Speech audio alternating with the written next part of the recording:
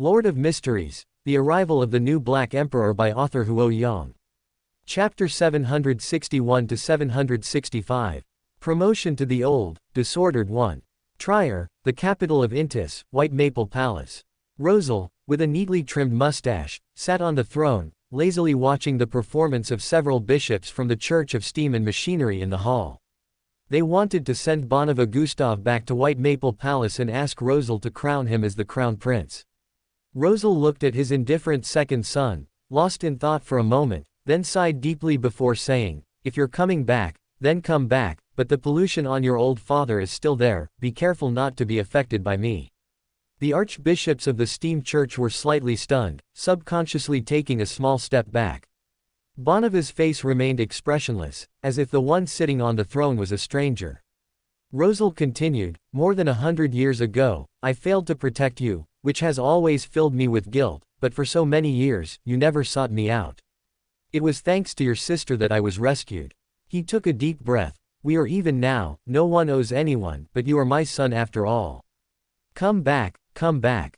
When your old father was suffering, you seemed to still be an archbishop.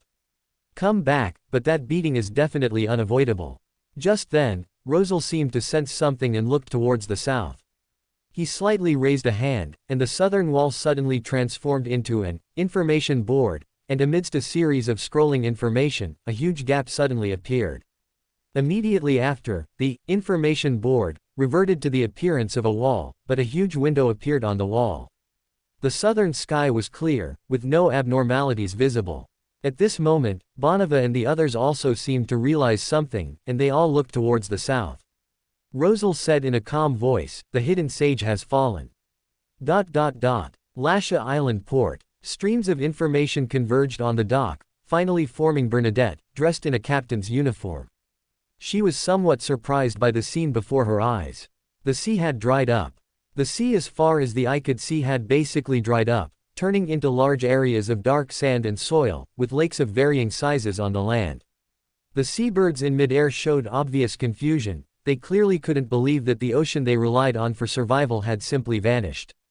Bernadette looked into the distance, and in the faraway deep sea, there was a huge, surging current flowing south, as if a massive, unfillable space had suddenly appeared there, and all the seawater was pouring into that space. Southern Fog Sea. Hobert put away the uniqueness of the hermit pathway and two extra Beander characteristics of the Knowledge Emperor. They were all slightly contaminated by the knowledge more, but it was not a big problem and could be sealed. After a slight seal, the uniqueness became a controllable sequence 0 sealed artifact. However, when Hobert tried to control the uniqueness, he sensed some of the hidden sage's arrangements. Although he had not yet become a god, he was more difficult to kill than some deities. Immediately after, the water ball in Hobert's main body's hand was slowly placed into the space beneath his feet. At this moment, he reconstructed the structure of all the atoms within the water ball, allowing those smallest particles to reform into rocks, seawater, and living organisms. The islands and sea areas that were previously bundled up almost returned to their original positions. The only difference was that the hidden sage within them was gone. Hobert spread his spirituality, trying not to let the torrent of seawater cause catastrophic consequences. After doing all this, Hobert began to destroy the hidden sage's revival arrangements. Lasha Island port. Bernadette also realized that the hidden sage had fallen. Just then, the dried-up land before her eyes transformed back into the ocean. This scene happened in an instant. 1 second there was nothing, the next it was filled with ocean. The ships that were previously beached in the port suddenly returned to the sea surface, and the seabirds that had been resting on the land floated bewilderedly onto the sea. Bernadette was slightly stunned. The super-large tsunami she had predicted did not appear. Immediately, her spiritual premonition told her that the super-large tsunami had not disappeared, but rather that a great existence had calmed the tsunami that could have swept across the globe. On this day, almost all ships in this world deviated from their routes. The closer they were to the Fog Sea, the greater the deviation of the route. Later, some crew members in the Fog Sea swore that they saw the ocean turn into an endless, rushing river, flowing south. However, there were not many shipping routes in the Fog Sea, and there was not enough corroborating evidence to prove the crew members' descriptions. Ultimately, the drastic change in the fog sea became a legend. Half a minute before the surface of the fog sea calmed.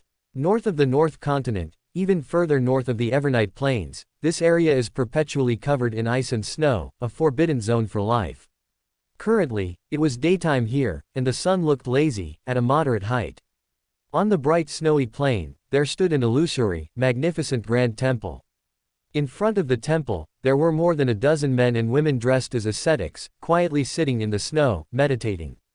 Some would study how to reproduce a momentary mystical consciousness, while others would occasionally have a scrolling stream of information enter their bodies, allowing them to better experience the mysteries of the universe and nature.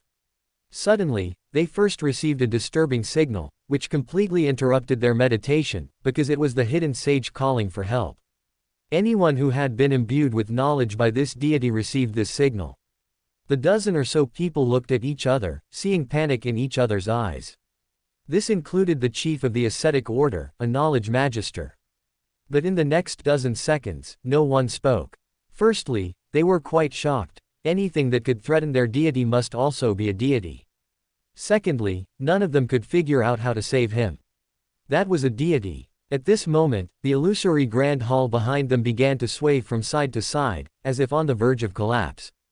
The ascetics seemed to sense something, and many shed tears. Their deity had fallen just like that. Less than half a minute passed from receiving the deity's plea for help to his fall. The illusory grand hall swayed for a while and then miraculously became stable again. Just as everyone thought a miracle might have occurred, the illusory temple doors slowly pushed open. Everyone was somewhat surprised. This grand hall represented the presence of the deity, and those two illusory doors had never opened before. If the deity had a command, only a stream of information would float out from the grand hall and merge into their bodies. The illusory temple doors only opened a crack, and a powerful sense of majesty surged forth, forcing everyone, including the knowledge magister, to kneel on the ground under the pressure. At this instant, their faces pressed to the ground were filled with terror, for they had already realized that the one emerging from the illusory grand hall was not their deity. A solemn voice announced above their heads, "From today onwards, the Moses ascetic order shall pledge allegiance to the Emperor of Atlantis." The Creator. This was the Creator. The ascetics instantly understood that the Creator had killed their deity. But they were completely unable to resist, unable to even lift their heads. Two ascetics, who were already in poor condition, lost control under the immense pressure and rapidly disintegrated. The reason for their poor condition was that they had received too much information from the hidden sage, and this evil god could easily awaken within such beyonders. So Hobert simply eliminated these two unstable factors. When everyone's spirituality sensed that the two ascetics had turned directly into dust, they realized that if they did not pledge allegiance, they would surely also turn into Beyonder characteristics. So the knowledge magister devoutly said, "Your will is our will." Hobert slowly nodded, and the ascetics immediately felt the immense mental pressure lessen considerably. Most of the ascetics collapsed on the ground, breathing heavily. Hobert then said, "Before you truly demonstrate your loyalty to Atlantis, I will take a portion of the characteristics within you. When the angel I send believes you are truly loyal to Atlantis, I will restore your sequence." The ascetics felt something gently scratching at their insides, a feeling of indescribable discomfort.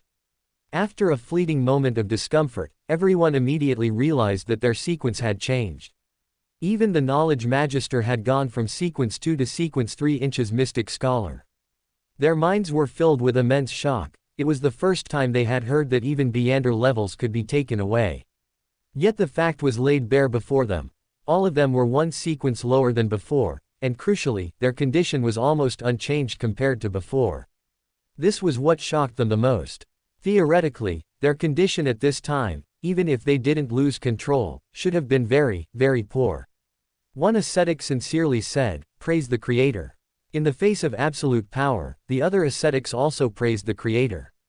The next second, the mental pressure from the direction of the holy temple disappeared. Everyone immediately sat up, looked at each other, and felt as if a lifetime had passed. At the same time, they found that the temple doors had not closed. Inside the temple was a void space filled with mysterious information, which greatly captivated these mystery priors. At this moment, two figures appeared within the temple. They were dressed in Atlantis-style clothing and each wore a striking black crystal jade pendant. It was Beverly and Raymond. Beverly stepped on a piece of ice with her right foot and haughtily said, "The great creator sent us to take over the Moses ascetic order. First, the location of your temple is very poor. In this icy and snowy place, how many members can you develop?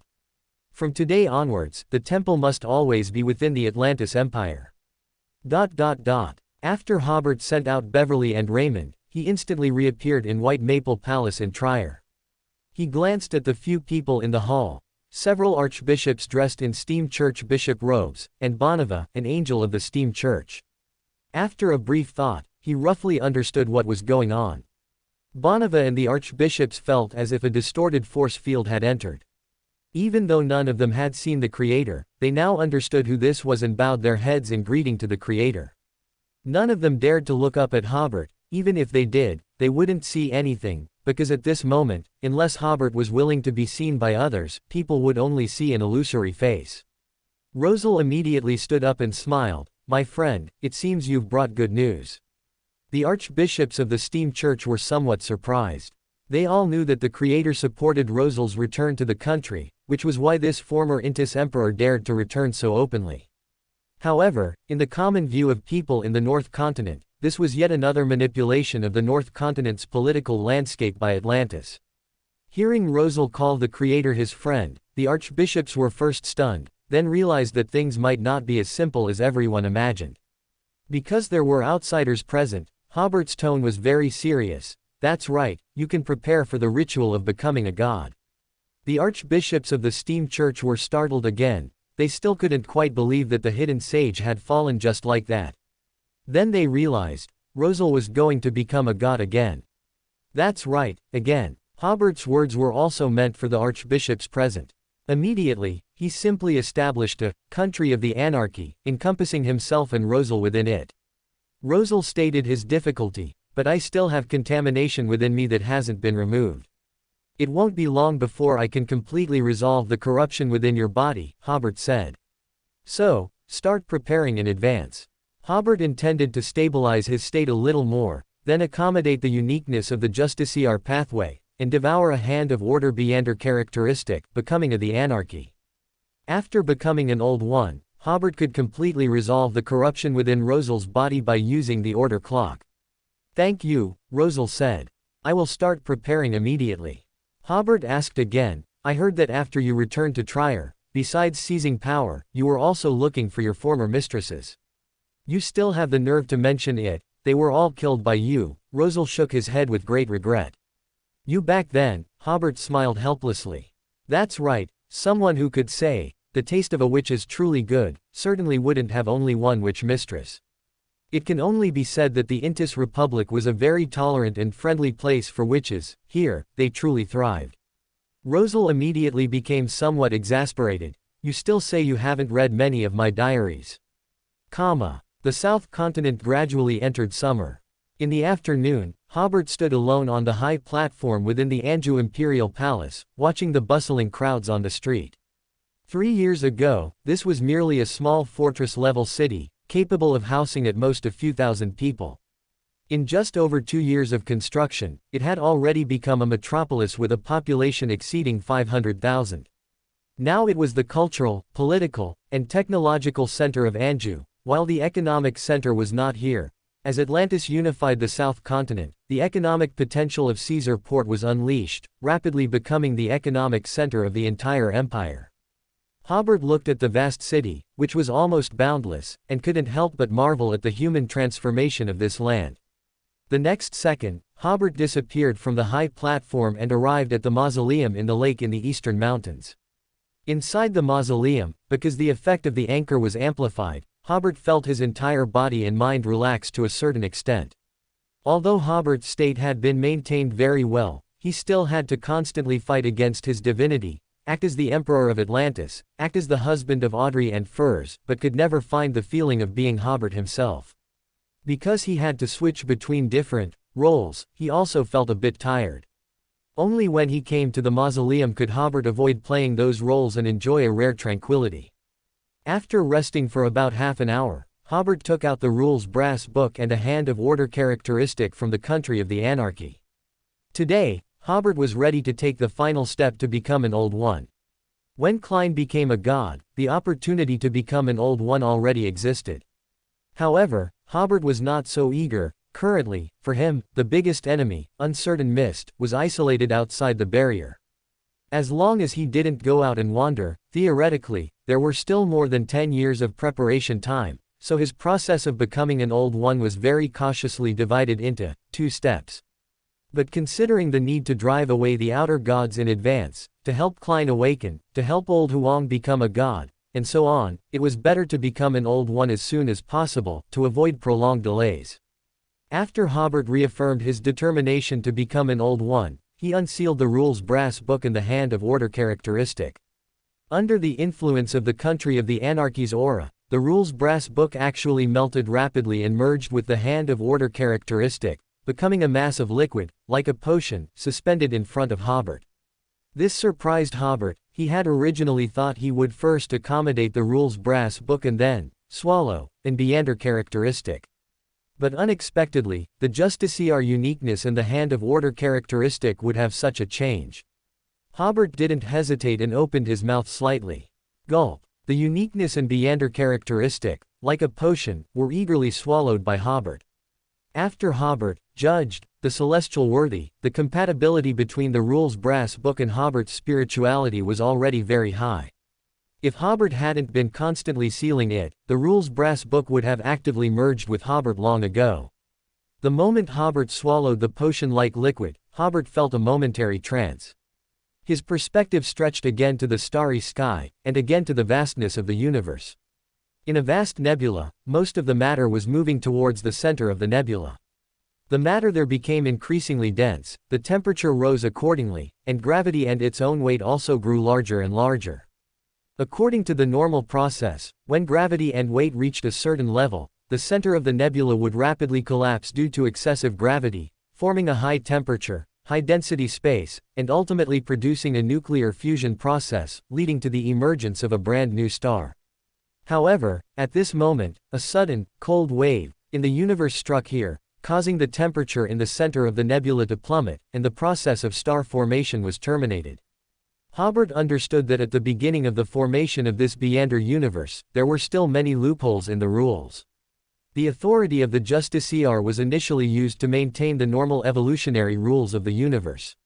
When the Justiciar's authority determined that the cold current violated the normal evolutionary rules, the cold current quickly disappeared, and soon, the star formation process restarted. For a moment, the entire nebula suddenly contracted, and the central position began to emit scorching light. The nuclear fusion process began, and a new star formed. The evolution of the galaxy continued, with solid parts colliding with each other, gradually forming planetesimals, which in turn collided, eventually forming individual planets. Hobert did not continue to look down, because he was not in the process of becoming a god at this time, but in the process of becoming an Old One, so his consciousness was absolutely clear. At this moment, a road filled with mist appeared before him. On both sides of this road were trees shrouded in mist, their branches trembling slightly, as if they were living spirits. The mist rolled, forming a road that looked like it could be haunted at any moment. Hobert immediately understood. The ritual for advancing to Justiciar was to Justiciar a true god. To expose his crimes to the public and make him suffer the punishment he deserved. The more the exposed crimes revealed the dark side of that deity, the more people knew about his crimes, and the more people praised the fairness of the judgment and punishment, the better the ritual's effect. And Hobert chose to Justiciar the celestial worthy, which itself already exceeded the level of a god. So as long as the celestial worthy had not completely revived, the effect of this judgment would remain. But Hobert did not make the celestial worthy's crimes public. In fact, there was no way to make them public. If all his subjects knew who the celestial worthy was, even if everyone cursed him, it would instead make it easier for him to revive.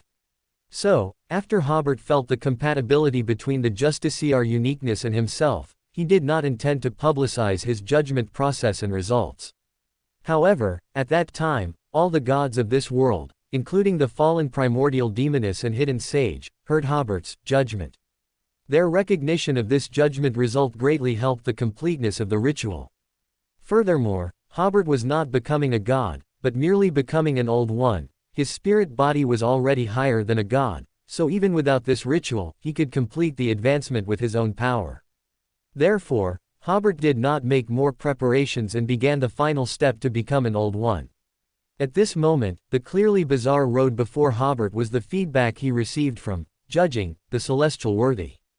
This feedback appeared after he consumed the Justiciar uniqueness and sequence 1 characteristic. Hobert strode onto this bizarre road, which was also the path to rationality and to becoming an old one. South Colson, under the water in the center of Full Moon Lake.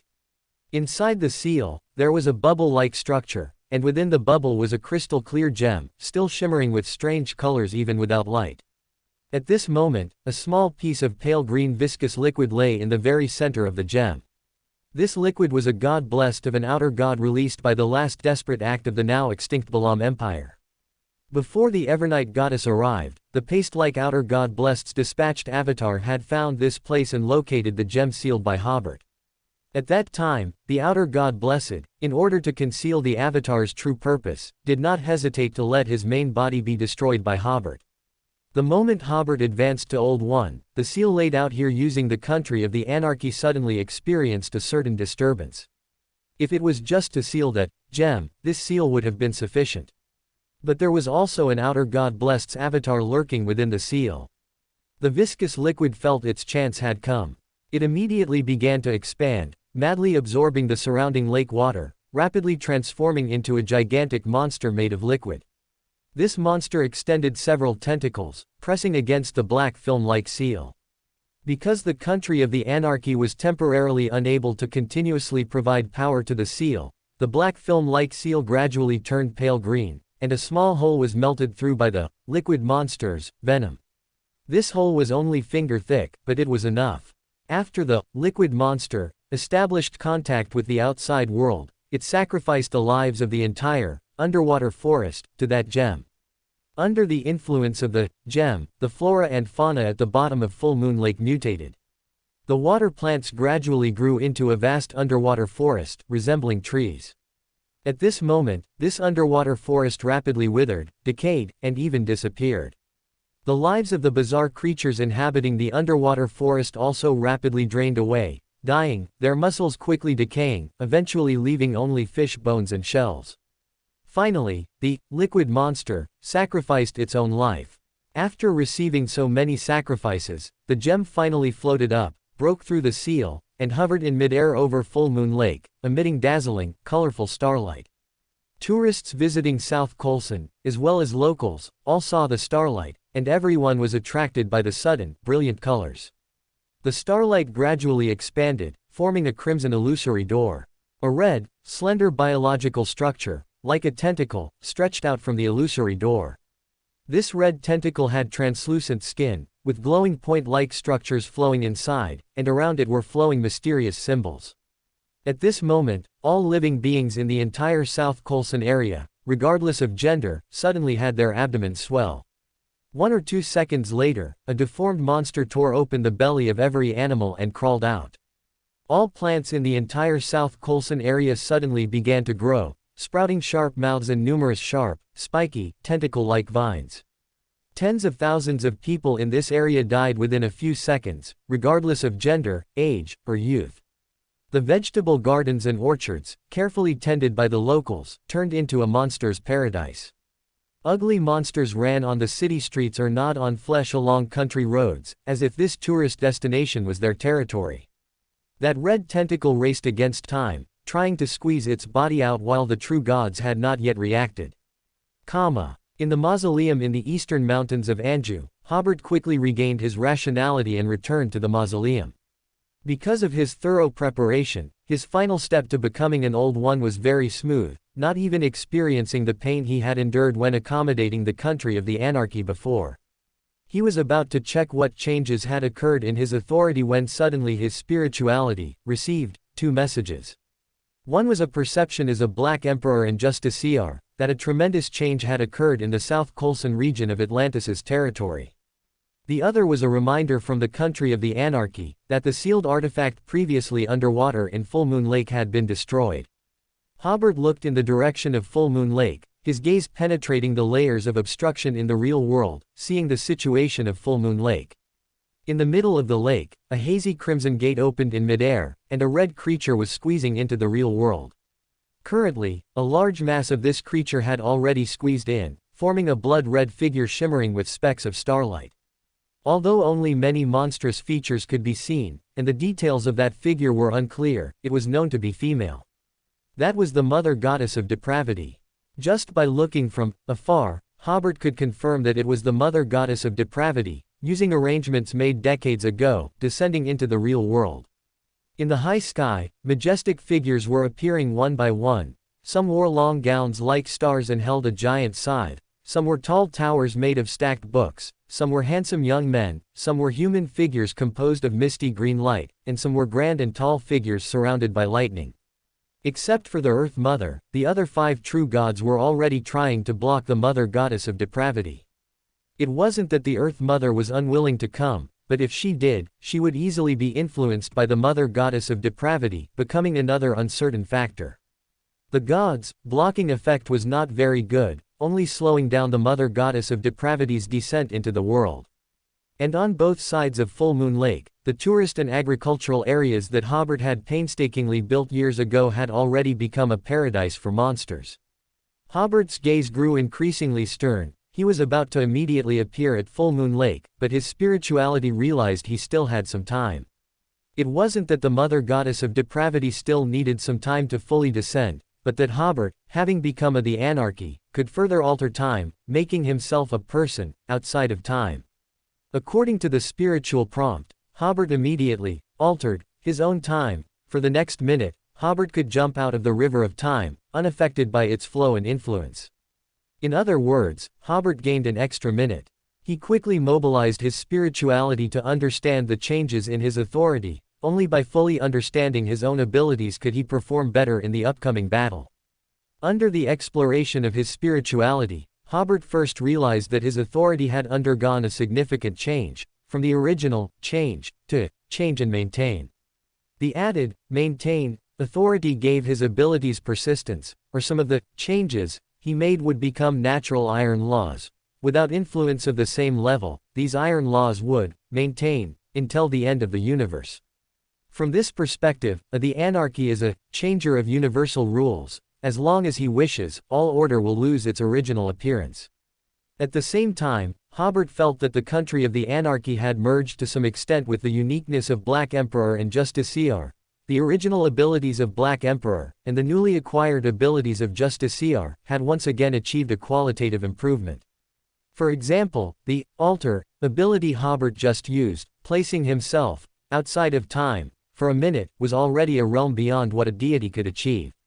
At the same time, the order clock ability within Hobert was once again strengthened, and Hobert's control over it also increased significantly. After gaining a basic understanding of his authority, Hobert immediately appeared in the midair above Full Moon Lake. At this moment, because he was still in the minute, outside of time, in Hobert's view, the mother goddess of depravity in front of him was still, the monsters on both banks were still, and the gods in the high sky were also still. Hobert waved his hand at the mother goddess of depravity, death.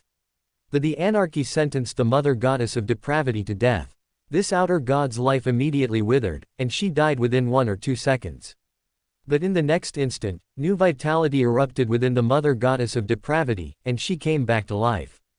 And the mother goddess of depravity detected Hobert's arrival. She also suddenly moved, while the surrounding monsters and gods remained motionless. The mother goddess of depravity did not have the ability to alter time, but she could establish a domain in a surrounding area based on Hobert's ability. Since Hobert was outside of time, the mother goddess of depravity's domain would also be outside of time. At this moment, Hobert felt as if the substitute in front of him had reborn, and was unwilling to be manipulated by him anymore. So Hobert instantly released his mythical creature form. Compared to his previous mythical creature form, his body did not swell much, instantly revealing a black, handsome cloak and exquisite armor. Outside the armor, illusory, constantly rolling mysterious symbols revolved. Although his size was not as large as before, he gave off a sense of sacredness and terror, as if with just a flick of a finger, the world could collapse. The wonderland behind Hobert had disappeared, replaced by an illusory yet ancient bronze giant clock. Its mere existence was extremely intimidating. Powerful does not necessarily mean huge, but powerful can definitely be shown through details. As Hobert's main body transformed into his mythical creature form, the sky above Full Moon Lake was completely enveloped by the country of the anarchy, even covering the mother goddess of depravity's domain. Theoretically, as a former pillar, the mother goddess of depravity's domain should be on par with Hobert's country of the anarchy, but the mother goddess of depravity had not yet fully descended, so her domain was also encompassed within Hobert's country of the anarchy. At this time, the gods in the high sky were the first to react. That hazy gate, and the mother goddess of depravity who was squeezing into the real world, were enveloped by a surging power. This power was between order and chaos. Even the true sight of the gods could not see what was happening inside. The gods looked at each other, the anarchy had been born. At this moment, the surrounding monsters and everything else began to move. Time fairly washed over every living being. Inside the country of the anarchy, Hobert reconstructed the rules of this space. Distortion of order vortexes devoured all vitality within the domain, making this place closer to the end of life than even the underworld. But Hobert and his substitute would not be affected in any way, because he was not only the modifier of rules but also an enforcer who could remain aloof. The mother goddess of depravity's domain was constantly being eroded by the surrounding dead silence, becoming smaller and smaller. The mother goddess of depravity also possessed a certain authority over death, or rather, the authority of life, returning to the earth. Even though she had now lost the uniqueness and meander characteristic of the mother pathway, because she still had the level of an old one, she could still utilize related authorities. However, the dead silence created by Hobert was not only the end of life but also seemed to be the end of the universe. Even the atomic nuclei and electrons that make up atoms spontaneously separated, as if falling into eternal dead silence. This greatly restrained the mother goddess of depravity's authority of new life. The mystical symbols around the mother goddess of depravity flowed at an even faster rate, and the power of new life surged outwards in a magnificent display. The atomic nuclei and electrons, which had already split, re-entangled like lovers, then formed molecules, and were about to form various forms of life when the power of dead silence suppressed the power of new life. The two sides began a tug of war. Such a tug of war was beneficial for the mother goddess of depravity, as she could continue to descend while fighting. Until she fully descended, the anarchy in front of her would only be able to prevent her from instantly turning the real world into her own domain. At that time, the battle between the two sides would certainly be protracted, possibly not ending even after the barrier broke. By fighting for over a decade, she could occupy a large portion of the real world. But in the next second, Hobert's main body had already appeared on the backside of the hazy light gate, through which the mother goddess of depravity was descending. As the mother goddess of depravity's domain became smaller and smaller, a part of the hazy light gate had been revealed. This light gate opened in the void. On one side was the descending mother goddess of depravity, and on the other side, there was nothing. The mother goddess of depravity suddenly had a bad premonition. Hobert raised his hand, and the order clock behind him suddenly became more solid, and then he seemed to be commanding the hazy star gate. Prohibition of connecting the starry sky and the star realm. Prohibition of outer gods continuing to descend. Cut off the connection between the mother goddess of depravity part in the real world and the mother goddess of depravity part in the star realm and starry sky. The mother goddess of depravity suddenly felt as if she was about to be cut in two. If she did not have her current level, and were just an ordinary deity, she would certainly have been cut into two parts. She detected the anarchy's sinister intention. The anarchy wanted to split her into two parts, in which case neither part would be a match for the anarchy. At that time, the part in the real world would inevitably be sealed by the anarchy, while the part in the starry sky would have to hide from the anarchy in front of her. Fortunately, this was just the anarchy, not a pillar, so he couldn't truly cut the mother goddess of depravity. However, this still gave the Mother Goddess of Depravity a sense of crisis, because the prohibition of continued descent made her descent extremely difficult. Hobert's new round of attacks began, he stripping the hazy light gate of its ability to connect different spaces, and at the same time, altered the Mother Goddess of Depravity's descending power into a force that would return her to the starry sky. The continuous attacks severely hindered the Mother Goddess of Depravity's descent. Her original descending power was also rapidly retracting into the starry sky. In her incomplete state, the Mother Goddess of Depravity was no match for the Anarchy at all. She stared at the Anarchy with blood-red eyes and simply returned to the starry sky on her own. As the surging vitality disappeared, the hazy light gate immediately shattered on its own and vanished into the void. Hobert confirmed the Mother Goddess of Depravity's descent had failed before lifting the country of the Anarchy. The gods in the high sky saw that the problem had been solved by the Anarchy. Hobert looked at the sky, amplify. The barrier left by the original creator immediately became more solid, and the cracks that had appeared also disappeared one by one, instantly depriving the outer gods of any opportunity to cleverly project power into the real world again. Welcome to Fanfic Audiobook, your go-to place for immersive audiobooks. If you enjoy the content, don't forget to like the video and subscribe to our channel for more amazing stories. And please support the author by link in description. The power of the past. The moment the barrier left by the original creator solidified, all the bestowers in the real world looked up at the sky. Without exception, they suddenly realized that their sequence had, mysteriously, dropped. To draw an analogy, they had suddenly dropped 2 sequences. Some bestowers of certain pathways even felt their sequence had dropped 3 levels. Although they didn't understand what was happening, they knew that something major must have occurred in the Beyonder world. In the mid-air above Full Moon Lake, Hobert still wanted to utilize the ability to extend the duration of the barrier formed by the creator, but he found that while he could strengthen the barrier, he couldn't perform further operations. However, his previous actions were already enough to make the 5 true gods in the sky exchange glances again. This was the power of an old one. The 5 of them transformed into human forms and nodded in greeting to Hobert. Before the arrival of the apocalypse, their tasks in the astral world would be much easier. Hobert waved his hand at the 5 deities, then looked at the banks of Full Moon Lake. His hard work from back then had turned to naught, and the entire South Colson region had become a forbidden zone for normal creatures. Seeing this, Hobert suddenly grinned. Before becoming an old one, he could only accept such a fact and rebuild everything, but after becoming an old one, it was different. Hobert remained in his old one-level mythological creature state.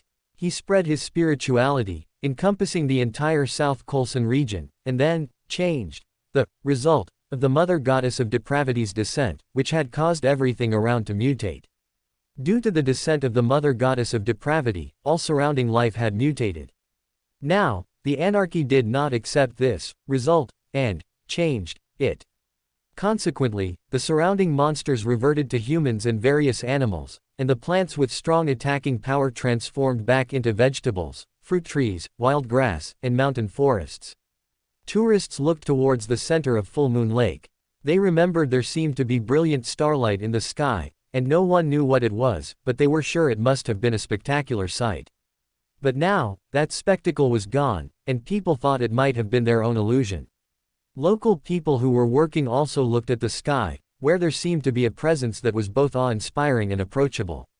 Hobert was still above Full Moon Lake at this time, but he had distorted the surrounding space, so people saw the figures of the Anarchy and the deities. Seeing nothing above Full Moon Lake, the locals continued their work, all thinking it might have been their own illusion. Everything returned to how it was before being affected by the Mother Goddess of Depravity. With the blessing of the Justiciar uniqueness and the Hand of Order characteristic, Hobert's change here could be maintained until the universe's destruction. It was equivalent to completely changing the result. The deities, who were about to leave, couldn't help but exclaim again, this was the power of an old one. After seeing that everything was normal, Hobert left Full Moon Lake and returned to his mausoleum. He continued to examine the changes in himself after becoming an old one. The country of the Anarchy appeared before Hobert. He came to the order clock and reached out to touch its ancient body. Just as he had expected, after another qualitative change, his spirituality received ancient pieces of information. The original creator said, "All inherent order is not the best order. It is always necessary to change the old existing order through practical consideration to make the world radiate new brilliance." The original creator said, "Chaos is both the beginning and a new start." The original creator said, "Everything is for the continuation of the universe and life." The original creator said, "Beander is not everything in life, but life is all of Beander. As long as life exists, Beander exists. If life ceases, Beander perishes." The original creator said, "Silence may be the source of everything, but Beander can change this." The original creator said, "The meaning of life lies in continuation, and the meaning of Beander lies in variation. Life can become more splendid with variation, but excessive variation cannot be sustained." The original creator said. Hobert used his spirituality to gradually receive these scattered pieces of information, and then sorted them out through meditation. At this time, he discovered that the information he received had a certain interaction with a part of the divinity within him. That was the part of the divinity belonging to the Creator. After Hobert became an old one, the proportion of the Creator part in his divinity greatly increased. Even if the Creator had no intention of awakening at this time, his encroachment on Hobert's consciousness made Hobert clearly feel himself becoming increasingly indifferent. Regarding this, Hobert had already prepared a corresponding plan and was ready to implement it soon. Immediately after, Hobert realized that the Creator once had considerable expectations for the Son of Chaos. He hoped that he could make Beander characteristic more docile by constantly changing the rules.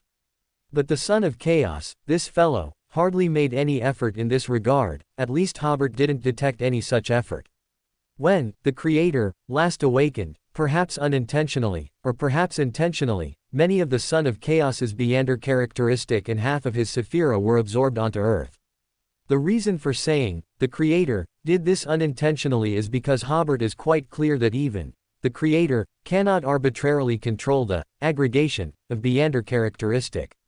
The reason for saying, the Creator did this intentionally might be that when he woke up and found that the Son of Chaos had done nothing, then during the aggregation of characteristics, he slightly leaned towards the Son of Chaos, and thus at least half of the Son of Chaos's Sephira and half of his characteristics were aggregated onto Earth. This led to the Son of Chaos's efforts to enter Earth, but before he could find his own characteristics and Sephira, he was torn apart by the Creator's avatar, celestial worthy, leaving only a portion of his Beander characteristic sealed in a lamp. Now it's good, even if he wanted to make some changes, according to the Creator's intentions, he no longer had the opportunity. Continuing to sort out the information, Hobert discovered that the Creator had a very high level of thought about the universe and life. Especially his thoughts on the relationship between Beander and life, which surprised Hobert. He only thought today about the meaning of life for Beander. That Beander causes life to mutate is an undisputed fact, but what would happen if one day, all the resilience of life was exhausted by Beander? Hobert didn't know if there was a law like resilience of life, but assuming there was, then when all life in the universe disappeared, even if Beander power could no longer create new life, what changes would occur to Beander? It is imaginable that Beander would become meaningless. At that time, the entire universe would be dead silent, and Beander could only continuously affect that silent environment, so what would be the meaning? At this moment, Hobert suddenly realized that the relationship between Beander and life is by no means what everyone intuitively perceives, that life is irrelevant to Beander. On the contrary, life is of great significance to Beander. Thinking of this, Hobert finally understood why the Creator, almost purely composed of divinity, cared so much about the meaning of life. Because only if life continues, will Beander have meaning, and the Creator, as the collective of Beander, will also have meaning. Thinking of this, Hobert took a deep breath and continued to ponder. The Creator also had many other plans, such as letting life utilize Beander to resist the ultimate dead silence of the universe. Since the birth of the universe, entropy has been increasing. Theoretically, after an unknown amount of time, the entire universe will become dead silent. Just like the dead silent environment Hobert created when dealing with the mother goddess of depravity, even atoms would eventually decompose, completely falling into eternal silence. Deities with Beyonder power might be able to bring about some changes when entropy reaches a certain level, allowing the universe to regain vitality. But this action can only happen when humans become gods. Outer gods like the mother goddess of depravity simply don't care about the development of the universe or the life and death of creatures. After meditating in the mausoleum for a while, Hobert sat on the exquisite stone chair and gently waved his hand, using his ability to create a special doppelganger. A second or two later, Hobert stood up from the chair. He looked back and saw another himself sitting on the chair. Hobert bowed slightly to himself on the stone chair and said, "Hello, great the Creator." The Creator, sitting on the chair, nodded, "Hello, Hobert." After exchanging greetings, Hobert left the mausoleum and returned to Anjou's palace. The departing Hobert took away most of the Creator's humanity, as well as 2 portions of the Order usurping Prince's characteristics. As these 2 characteristics were expelled, the Creator immediately felt a slight reduction in his mental pressure. Sitting in the mausoleum, the Creator, whose state was fixed by countless magnified anchors, could still maintain his state even though much of his consciousness was separated. In addition, Hobert's vision, touch, thoughts, etc., could all be shared with him. He saw Hobert return to the palace and meet the 2 empresses who were already waiting. One of them was mature and languid, the other youthful and beautiful, and they were not wearing Empress standard attire, but rather long dresses in the Atlantis style. Through Hobert's conversation with them, the Creator recalled that there was a family dinner tonight, where Donna would formally introduce Derek Berg to her family. Hobert today was somewhat different from the previous period, naturally having intimate interactions with the 2 empresses. It was clear that the 2 empresses were also very happy, as this meant that their husband's condition was much better than before. The Creator in the mausoleum, seeing the 2 beautiful empresses happy, felt his own emotions seemingly fluctuate as well. Upon arriving at Christine's residence, the Creator saw that Christine and her husband attached great importance to this family dinner, both wearing Atlantis-style formal attire, and personally directing the servants to arrange the living room and dining room. Around 5 o'clock in the afternoon, Derek entered with gifts, accompanied by Donna. Derek was also dressed very formally today, but his height was so great that it always made people feel somewhat unusual. The Creator surmised that Donna must have told Derek about the importance of this family dinner, otherwise, with little son's worrying emotional intelligence, he might not have understood the significance of this meal today.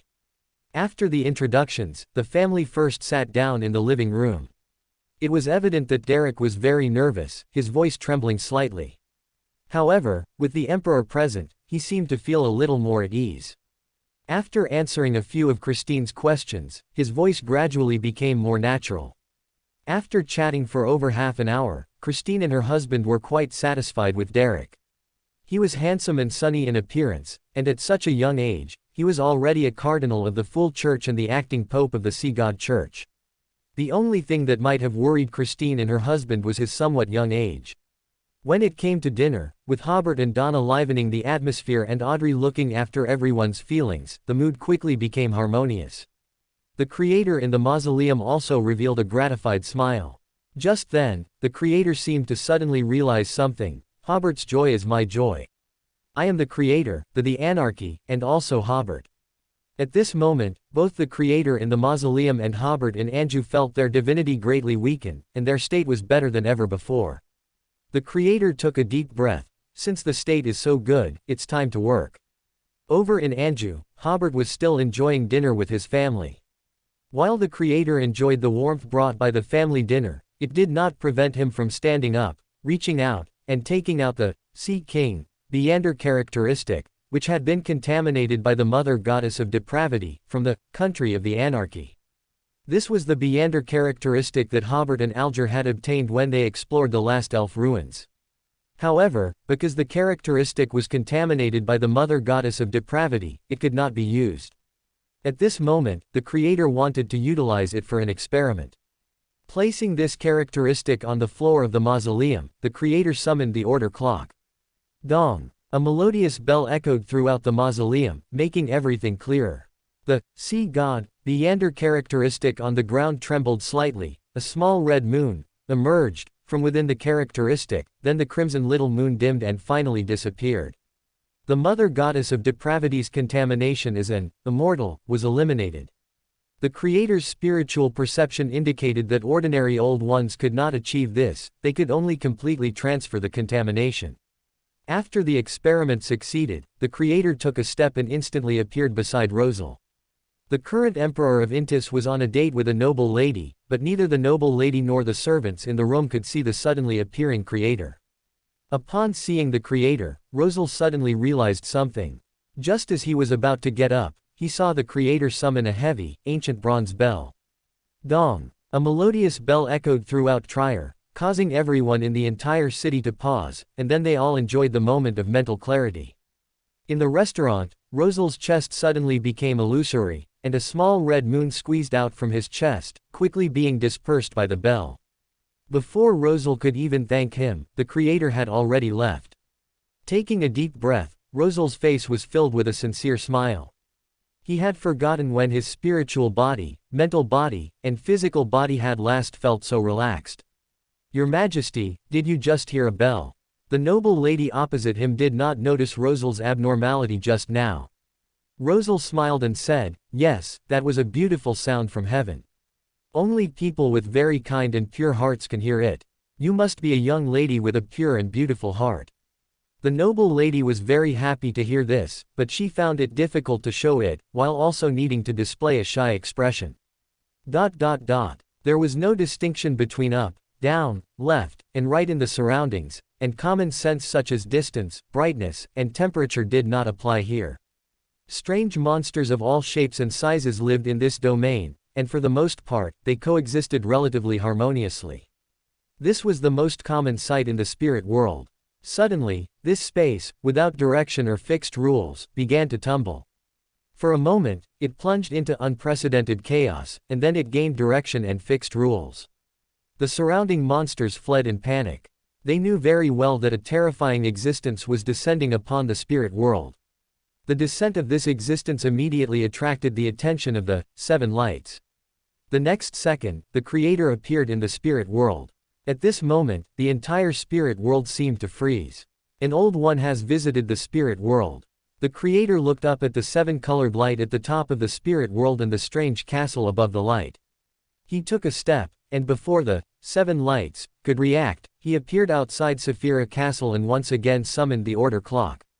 Dong, dong, dong. 3 unhurried, continuous chimes caused Saphira Castle and the entire spirit world to tremble. The Seven Lights emitted a more dazzling light, and many distortions, madness, and dangers in the spirit world disappeared. Spirit world creatures were no longer so ignorant, as if they had found their life's purpose. Creak. The creator saw that the door of Saphira Castle slowly opened, and a figure appeared at the doorway, beckoning to him. The creator was somewhat disappointed, because the one at the door was the world, Gehrman Sparrow, not the fool, Klein. Putting away the order clock, the creator also appeared at the entrance of Saphira Castle. Mr. Fool is very grateful for your help, Gehrman said. The bell just now gave Mr. Fool an absolute advantage in his struggle against Celestial Worthy. But Celestial Worthy's consciousness still cannot be ignored, so Mr. Fool decided to awaken when he is more confident. While sleeping, he will also travel to other times and spaces to eliminate more Celestial Worthy and gain more advantages. The creator nodded. Good. Gehrman continued, Mr. Fool also said that thanks to your help just now, from now on, he will have 3 minutes of conscious time every day. Although he will not leave the place of slumber, during these 3 minutes, he will not be subject to any restrictions from Celestial Worthy, and his state will be excellent. As the advantage further expands, this conscious time will become longer and longer. The creator said, I understand. In other words, starting today, Klein can provide half an old one level assistance, but this assistance is time limited, only 3 minutes per day. But this was already enough. From now on, Hobert would no longer fight alone. As the South Continent entered the height of summer, the creator visited the raging sea. All the ships on the raging sea sailed as usual, no one noticed the creator's arrival. He was in midair, seemingly looking at the dark clouds before him, but in reality, he was looking at the huge gap between the real world and the underworld. The fall of the Underworld Emperor back then not only severed the narrow land connection between the North-South continent but also caused a part of the underworld to become intertwined with a part of the real world. Under the influence of the underworld, the sea's climate changed drastically. Many places experienced bone-chilling hurricanes year-round, and many places were constantly overcast with strong winds and heavy rain. These abnormal weather conditions had persisted for over 1,000 years. After the age of exploration arrived, the North Continent nations only found 3 narrow, safe shipping lanes connecting the South Continent and the North Continent.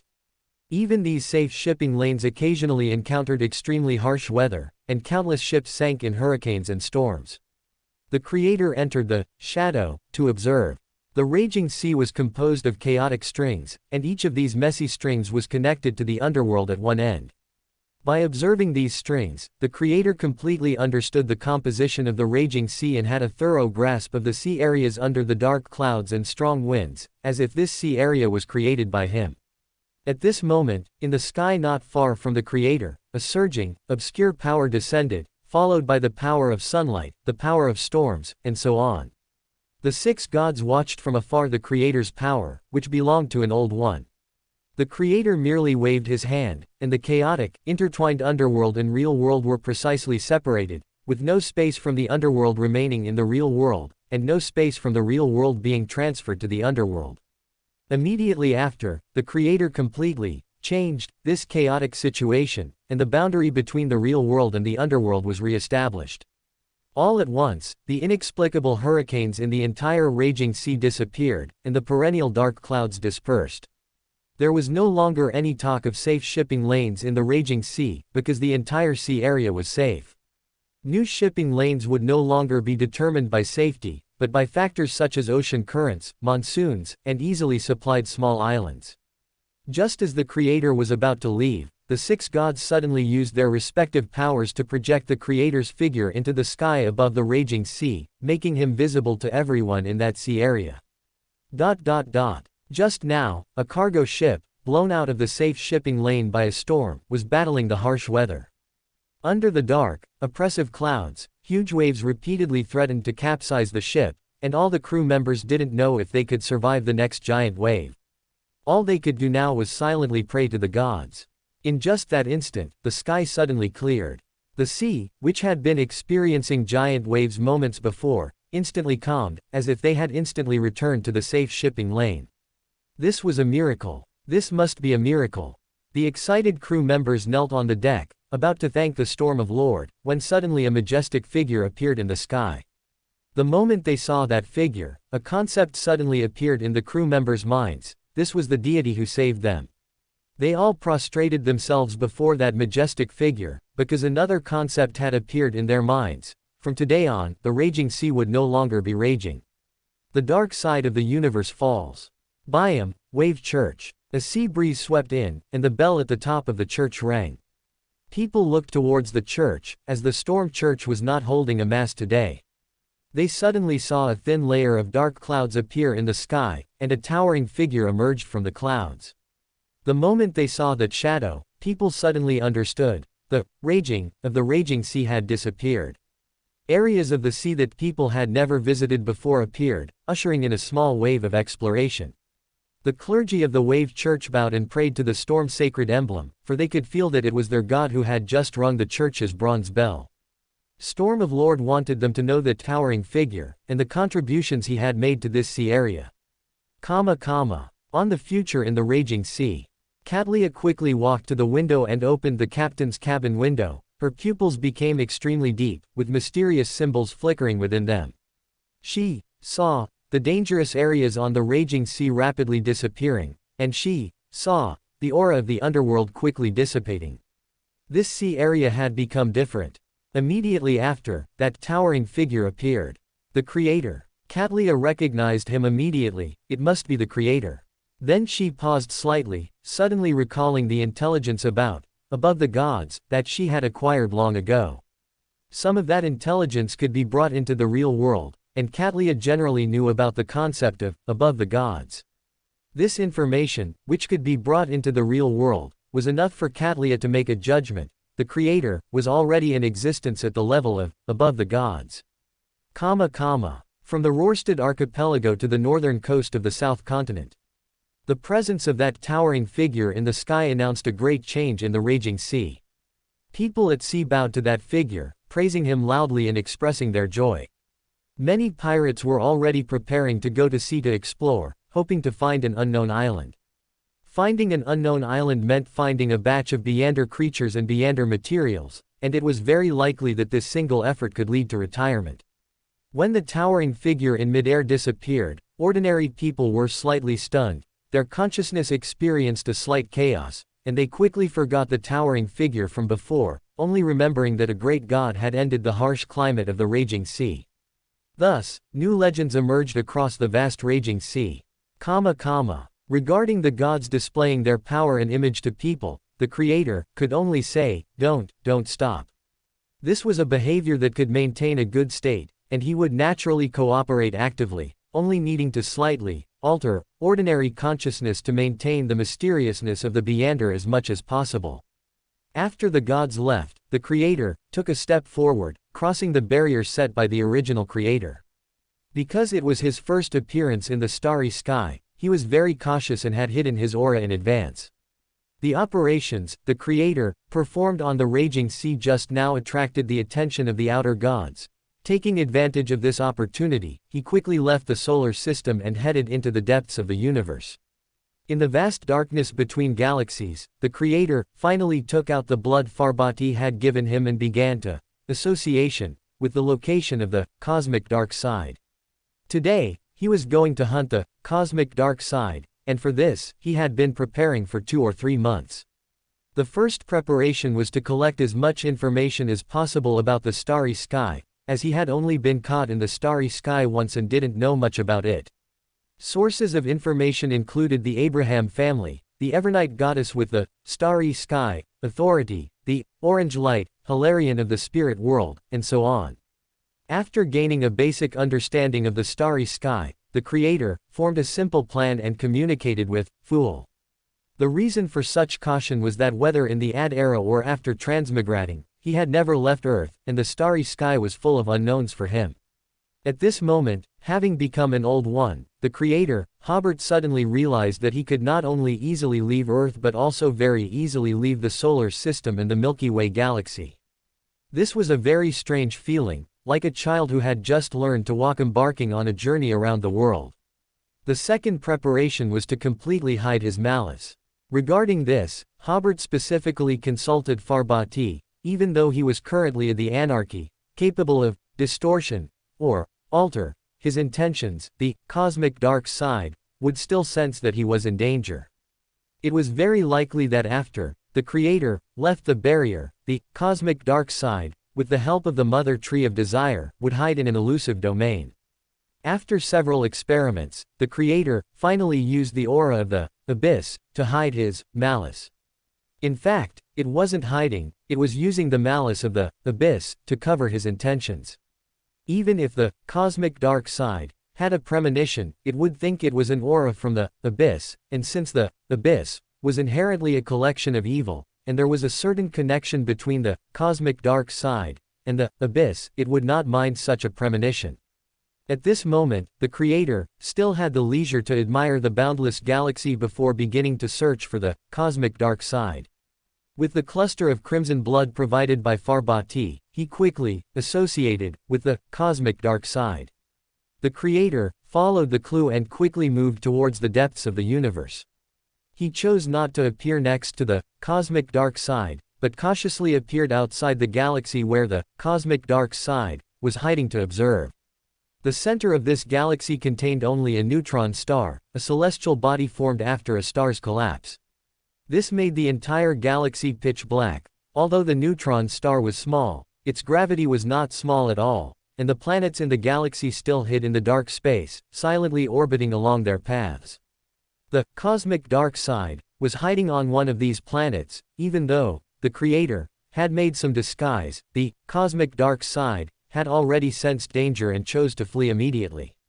The creator slightly raised his hand, and the neutron star, with a diameter of only a dozen kilometers but the mass of a normal star, immediately had its state alter. Intense light illuminated every corner of this galaxy. This neutron star, which had already entered the graveyard, suddenly returned to its peak. That was a star several times larger than the Sun, and all its light was now concentrated at one point, shining on a black, illusory object. That was the cosmic dark side. The creator, distortion, the cosmic dark side's mind, making him lose any desire to escape. The next moment, the giant star suddenly transformed from 1 into 10, with 8 of them illuminating the cosmic dark side, from different angles, leaving him with no dark side. The remaining 2 transformed back into neutron stars with immense gravity, appearing next to the cosmic dark side, and tearing at this evil god. The sudden appearance of 9 additional stars caused immense chaos in the entire galaxy's gravitational field. Planets broke free from their original orbits, some were captured by different stars, and others were torn apart by the pull of several stars. The 8 stars and 2 neutron stars were also drawing closer to each other under mutual gravitational pull, showing a tendency to form black holes. The creator was not in a hurry to act, but watched the cosmic dark side struggle between the stars and neutron stars. Only when he had a chance to escape would the creator act immediately, stuffing him back into the center of the immense gravitational field. After about a few seconds, a tree, composed of massive, thick vines, suddenly grew out of nowhere next to the cosmic dark side. Those vines were covered with a layer of rolling mystical symbols, and they extended outwards like tentacles, throwing both the stars and neutron stars into the depths of the universe through space. As the giant tree grew taller, a huge red flower eventually bloomed on its crown. Its petals opened, revealing a giant mouth with fangs in the center. This was the true form of the Mother Tree of Desire. The Creator was waiting for her. The Anarchy Kingdom quietly descended, intending to encompass both the Mother Tree of Desire and the cosmic dark side within it. The Mother Tree of Desire's vines stretched out, their tips becoming illusory, forming various illusory spaces of different colors. These spaces represented lust, greed, gluttony, vanity, and so on, each color of space capable of stimulating one or more desires in living beings. Even inanimate objects could exhibit desires. So, even outer gods not formed from living beings could still be affected. As an old one, the creator could largely resist the temptation of these desires, but Hobert, currently on Anju on Earth, still felt his blood surge, eagerly anticipating the moment he would share a bed with the Empress when night fell. What the Mother Tree of Desire displayed was her divine kingdom, the world of desire. After the 2 divine kingdoms collided, they churned and intertwined fiercely, making it difficult to determine a victor for a time. The collision of surging powers plunged the entire galaxy into chaos.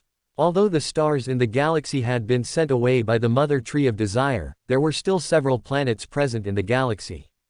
Some of these planets were struck by the aftershocks of the Anarchy Kingdom, instantly shattering, their cores immediately cooled, turning into a massive cluster of small stars.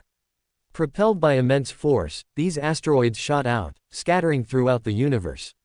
Other planets were grazed by the aftershocks of the world of desire. Their rocks, ice, and hard soil behaved as if alive, constantly intertwining, seeking channels to release the small stones and ice fragments within them. Or they transformed into massive black vines that entwined the entire planet, with vibrant flowers blooming on the vines, making the planet appear to wear a garland. This was the planet expressing its love to other planets. From the back of the Mother Tree of Desire, a vine suddenly extended, sending a pitch-black, viscous, mucus-like, cosmic dark side away from the Old One battlefield. For the Mother Tree of Desire, it was definitely necessary to protect the cosmic dark side. As long as the cosmic dark side existed, Farbati could not hope to make any attempts to become an Old One. However, although the Mother Tree of Desire's current sequence was high, the Beander characteristic within her body was less than 2, and at first, she was evenly matched with Hobert, but after fighting for a period, she would definitely feel somewhat overwhelmed. So, she planned to quietly send the cosmic dark side away first, and then immediately withdraw from the battlefield herself. But just as she sent the cosmic dark side to the edge of the battlefield, a pitch-black figure appeared, blocking the cosmic dark side's path. It was the Creator's doppelganger. At this time, Hobert on Earth, strictly speaking, was not the Creator's doppelganger, but rather a part of the Creator. Therefore, the Creator could still summon a rather special doppelganger, but because an old one is above the gods, an unreplicable existence, this doppelganger's sequence could not reach the same level as the Creator, only slightly higher than a true god. However, this doppelganger could not only utilize the abilities of the Black Emperor but also the abilities of the Justiciar. In this regard, he was much stronger than a normal god. The doppelganger solemnly declared, "Demonization is prohibition here. Fallen is prohibition here. This place is under prohibition." Although this was space with no air, the Avatar's voice still clearly reached the ears of all the gods present. The cosmic dark side suddenly stretched out, emitting a series of insane and corrupting whispers, interrupting the Avatar's prohibition. Because the Creator could no longer affect his thoughts and had basically escaped the old battlefield, the cosmic dark side suddenly became dim, intending to utilize the surrounding darkness to escape. Suddenly, many, scepter of the Song of Gods, with intertwined colors appeared in the Avatar's hand, and a fierce light abruptly appeared in the endless space, illuminating the cosmic dark side's surroundings and slowing his escape. Immediately after, the Avatar strengthened the association between the cosmic dark side and Farbati. Farbati, hiding in the mirror world, immediately sensed the cosmic dark side's location and, using the association established by the Creator's Avatar, Farbati began to contend with the cosmic dark side for control of this body. The cosmic dark side's escape process ceased. The next second, a black sword rain composed of order-slaying swords surrounded the cosmic dark side. Black order-slaying swords pierced the cosmic dark side's body, causing him to rapidly decompose. At this moment, a black vine from the mother tree of desire stretched out. It didn't touch the cosmic dark side, but the cosmic dark side's decomposition process had already stopped. The cosmic dark side no longer tried to escape alone but instead hid behind the mother tree of desire. Because the mother tree of desire changed his tactics, he sent signals to other outer gods, preparing to stall the anarchy in front of him, waiting for other outer gods to arrive and then jointly besiege this old one from Earth. Doing so was actually very dangerous, especially with the mother goddess of depravity, who had a deep conflict with the mother tree of desire, who would likely prioritize attacking himself. But other outer gods, such as Uncertain Mist, Superstar Overlord, and Primordial Hunger, would definitely prioritize attacking the anarchy. In that case, the Mother Tree of Desire could take advantage of the chaos to leave this place. However, the Creator's Avatar pursued relentlessly, solemnly saying, "This place is under prohibition from hiding." As he chased, the Mother Tree of Desire's main power was currently contending with the Creator in his divine kingdom, so he could only spare a small amount of power, extending a vine to form an avatar with a female silhouette, helping the cosmic dark side quickly hide inside his main body. Relatively speaking, the Creator's avatar was more powerful. He raised a hand, temporarily stripping most of the Mother Tree of Desire avatar's Beyonder abilities. The avatar bypassed the avatar and made a throat-slitting gesture towards the cosmic dark side. The cosmic dark side, who was both fighting Farbati and fleeing for his life, suddenly paused. He had been sentenced to death by the Avatar. He had already been injured in the previous exchange, and now this evil god suffered another blow. The Avatar's Amplify arrived just in time, and the cosmic dark side froze in place, trying his best to maintain his state. In his current state, he would completely lose control if he wasn't careful. Just as the Avatar caught up, preparing for the final blow, a near-orange, world of desire, enveloped the cosmic dark side and the Avatar. In this illusory world, the Avatar's eyes were filled with all sorts of delicacies. Even though he was an Avatar, even though this level no longer required eating, he still couldn't resist the temptation of food and pounced forward, ready to devour it in large mouthfuls. This represented the part of the world of desire that symbolized appetite. However, at this very moment, the Avatar's body displayed a handsome black cloak and exquisite armor. Outside the armor, illusory, constantly rolling mysterious symbols circled. Behind him was an illusory yet ancient bronze giant clock. Its mere existence was extremely intimidating. At the same time, the Avatar's aura changed, giving off a sacred yet terrifying feeling, an illusion that the world could collapse with just a flick of his finger.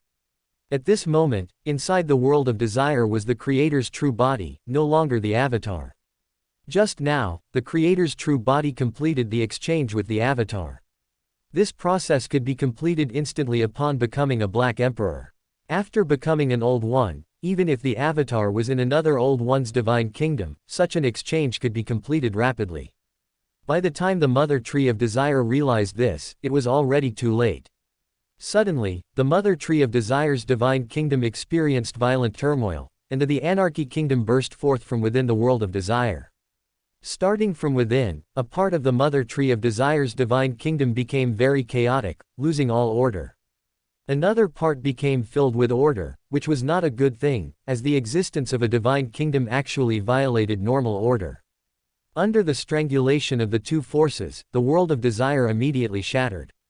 At this instant, the Anarchy Kingdom rapidly expanded, encompassing both the Mother Tree of Desire and the cosmic dark side.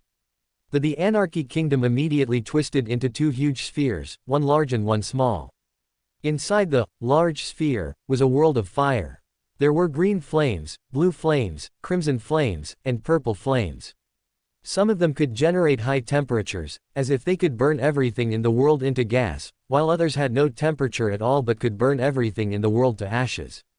All the flames, with bared fangs and claws, surrounded the Mother Tree of Desire, vigorously baking and burning him. In the other, smaller, sphere, was a world of light. 10 intensely dazzling light clusters surrounded the cosmic dark side. No matter how the cosmic dark side tried to evade, he couldn't escape them. These 10 light clusters formed a circle and slowly began to rotate. Each light cluster seemed to contain a beautiful bird of light, emitting intense light and making sacred cries. Their rotation speed around the cosmic dark side became faster and faster. Under their illumination, the cosmic dark side became very weak, and under their pulling, the cosmic dark side became very distorted. Until their rotation speed became a halo, the calls of the birds of light grew increasingly sacred and high-pitched. Ah! Amidst the cosmic dark side's screams, his black body was pierced and purified by the light, quickly becoming ethereal and finally vanishing into nothingness. The cosmic dark side was completely fallen. At this moment, Farbati in the mirror world finally possessed a complete self. He worked hard to adjust his state, quickly recovering to his peak condition. However, the battle in the depths of the universe was not yet over. In the Anarchy Kingdom, the Mother Tree of Desire's trunk split open, spilling out a large amount of black and white viscous liquid. These liquids extinguished a large area of flames, and the Mother Tree of Desire was preparing to leave through this opening. But at this moment, the Creator, in his mythical creature state, appeared in front of him. The Creator altered the Mother Tree of Desire's body, causing this enormous tree, with its thorny, tentacle-like vines, to instantly wither, so much so that even ordinary flames could ignite it. The Mother Tree of Desire immediately blew a huge colorful bubble, encompassing himself within it. Even an Old One as strong as he would be wary in another god's divine kingdom. At this time, a thick mist appeared not far from the battlefield. In the center of the mist, there seemed to be a spherical object. Uncertain Mist quickly arrived after hearing the news. When he saw the Creator's the Anarchy Kingdom, he was somewhat helpless. Because of the barrier's existence, as long as the Anarchy appeared in the real world, it meant that Uncertain Mist would fall into a very passive situation. Just as Uncertain Mist was about to join the battle, a god with an illusory face and wearing a magnificent, ancient robe suddenly appeared before him. This was Mr. Fool, who had the level of half an Old One. Fool was a pillar, and even though he was currently half an Old One, he could still obstruct an ordinary Old One for a period of time. Uncertain Mist did not continue forward but chose to observe. Inside the Anarchy Kingdom, the Mother Tree of Desire, using the bubble to avoid the surrounding flames, communicated with spiritual fluctuations. Even in your divine kingdom, you won't be able to defeat me in a short time, and more Old Ones will arrive one after another, making you very passive. How about we make a deal? He proactively proposed a deal because the Creator, holding the Sword of Judgment, composed of the authorities of order and the anarchy, was about to pierce his bubble. And the order clock behind the Creator became increasingly solid, clearly preparing to utilize the order clock immediately after piercing the bubble, and then utilize his own authority to launch a new round of offensive. Under such an offensive, the Mother Tree of Desire would also be harmed. As an Old One, the Mother Tree of Desire naturally knew very well that he must maintain a good state at this critical time when great changes were about to happen in this Beander world. The Creator, holding the Longsword, searched for the bubble's weak point while asking with spiritual fluctuations, "How do you plan to trade?" "I will give up my fallen of Farbati," the Mother Tree of Desire said. "You let me out." The Creator sneered, "There's already an Old One in the real world. Can you still corrupt Farbati?" He countered, "Hand over the beauty goddess's Beander characteristic, and I'll let you leave." After becoming an Old One, the Creator Hobert's biggest goal was to make the Old Ones on Earth plural, forming a team of Old Ones to drive out the outer gods. Currently, the most likely to become new Old Ones were the Earth Mother and the Evernight Goddess, so Hobert planned to first help the Earth Mother retrieve that beauty goddess characteristic. This couldn't bypass the Mother Tree of Desire, so this operation seemed to be helping Farbati eliminate the cosmic dark side, but his main purpose was actually to force the Mother Tree of Desire to hand over that Sequence 1 level characteristic. Incidentally, he would eliminate the cosmic dark side and help Farbati stabilize his state, to see if he had a chance to find and accommodate the Sephira. Both Old Ones were communicating with spirituality, without needing to make sounds, which could be completed instantly, so there was no need to worry about wasting time. The Mother Tree of Desire asked, "Do you want to be surrounded and attacked by Old Ones?" The Creator said, "I can injure you immediately. As soon as I injure you, I'll leave immediately. And as long as I can injure you, I'll have a way to find you again in the future, and I'll eventually be able to kill you and get the beauty goddess's Beander characteristic. But I can hide behind the barrier, avoiding your retaliation, and quietly wait for the opportune moment to attack you." He was very clear that the fundamental reason the Mother Tree of Desire proposed negotiations was that he didn't want to be harmed at such a critical moment. At this moment, the Creator finally found the bubble's weak spot, and the sword tip had already pierced into the bubble. The Mother Tree of Desire decisively broke open a thick vine, revealing a beautiful puppet emitting a crimson glow. The Creator, who had cut a small slit in the bubble, reached out and grabbed it. This Sequence 1 characteristic was already in his hand. From today onwards, the Mother Tree of Desire lost the authority of creation, and also lost the means to contend with the Mother Goddess of Depravity for the primordial moon's followers. The moment the Creator obtained the Beander characteristic, he immediately lifted the maintenance of the Anarchy Kingdom. His spirituality detected the aura of the Mother Goddess of Depravity, and he had to leave immediately. The Fool had already left one step ahead after receiving the Creator's signal. The Creator took one step and was back in the solar system. He took another step and had entered the barrier. This operation into the starry sky was completed successfully. And as they left, the Mother Tree of Desire also quickly departed. The next second, the Mother Goddess of Depravity arrived. Seeing that the Creator had already left, she let out a furious roar that instantly flattened the two surrounding planetary systems. Hobert arrived in the mausoleum and received the Beauty Goddess Beander characteristic from the Creator. Immediately, Hobert left the mausoleum, returned to Anjou, and immediately used Beander means of communication to invite Lilith over. When Lilith arrived at the Emperor's office, Hobert smiled, "Mother, I have prepared a gift for you." As he spoke, he took out the Beander characteristic of the Beauty Goddess. Lilith was not surprised by this, but she was still very happy that this characteristic had finally returned. "Child, thank you for your help." "It's only right," Hobert said with a smile. "You've helped me a lot before too." Lilith said nothing more, but took a deep breath and said, "I'll go back and prepare a bit. I'll try to advance by the afternoon. You'll still need to help me resist the influence of the Mother Goddess of Depravity, then." "No problem." In the mausoleum of the Black Emperor, the Creator stood up. In order to create the best environment for Lilith's advancement, he came to the Fog Sea. Because this sea is adjacent to Tianzun's seal on the west continent, many sea areas are covered by mist all year round. Such an environment formed many independent sea areas, just like the mysterious island Rosal discovered. Perhaps since ancient times, no one or Beander had visited it. So this island still has many ancient Beander species such as demon wolves and fire dragons. Because there is rarely any Beander power to disturb them, this place has become a paradise for outer gods. Many outer gods squeezed in a little power, controlled one of the islands, and then developed it into their own domain. However, to prevent the gods of the real world from intervening, they were all very restrained, only controlling that island, and then using people who unintentionally came to the island to quietly spread pollution into the real world. The creator arrived at Tianzun's seal, which was a huge, boundless wall of fog whose top disappeared into the sky. He touched the fog wall with his spirituality and could feel a very high level, very ancient power. The creator took a deep breath and made a downward cutting gesture.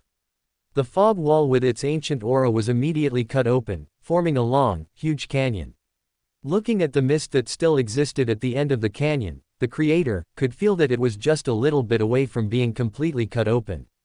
But it was just that little bit. Perhaps only a pillar could open this seal by brute force.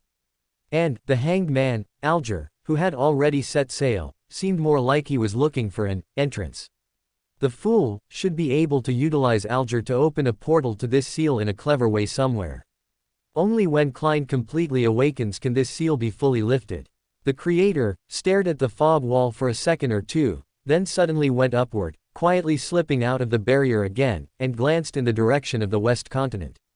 The sealed west continent appeared illusory, looking like a huge gap in the earth, or as if it were in another space. And on the other side of the west continent was the God-forsaken land. That place was not as illusory as the west continent. Instead, one could see dense dark clouds covering the sky. The entire continent under the dark clouds was also very spectacular.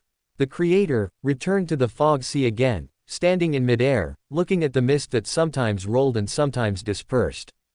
After sorting out all the strings, he suddenly waved his hand, and the mist of the entire fog sea quickly dissipated.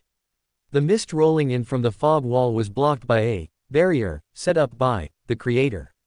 This barrier was close to the fog wall and had no substance ships could pass through normally.